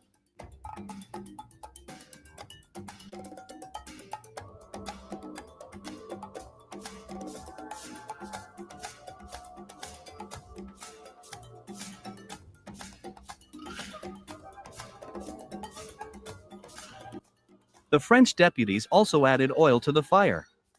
So, on March 30th, commenting on the report of the Ministry of Defense on recruitment and retention of military personnel, French deputies noted that since 2023, cases of desertion in the French Army and the French Foreign Legion have increased significantly.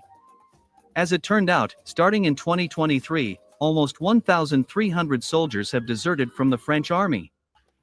As for the French Foreign Legion, over the past 3 months, almost 100 soldiers have fled from this military structure. It is obvious that the increase in cases of desertion in the French army was largely facilitated by Emmanuel Macron, with his bellicose statements, and his desire to send a regular French army to Ukraine. In addition, since 2022, cases of mass desertion have been observed in almost all armies of NATO member states. This further reinforces that both foreign mercenaries and active duty soldiers from NATO countries, though in limited numbers, are participating in the ongoing war in Ukraine. Obviously, the heavy losses in manpower caused many NATO soldiers and officers to be unwilling to continue military service and flee the Ukrainian conflict as soon as possible.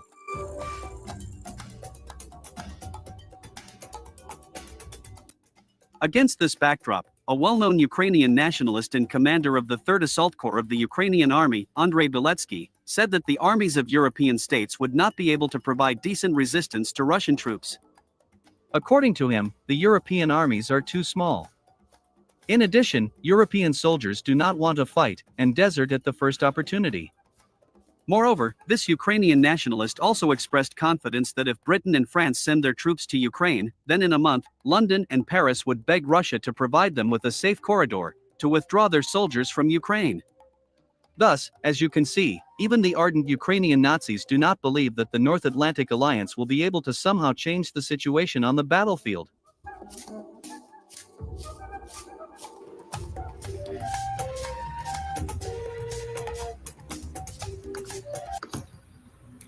Coffee, follow me.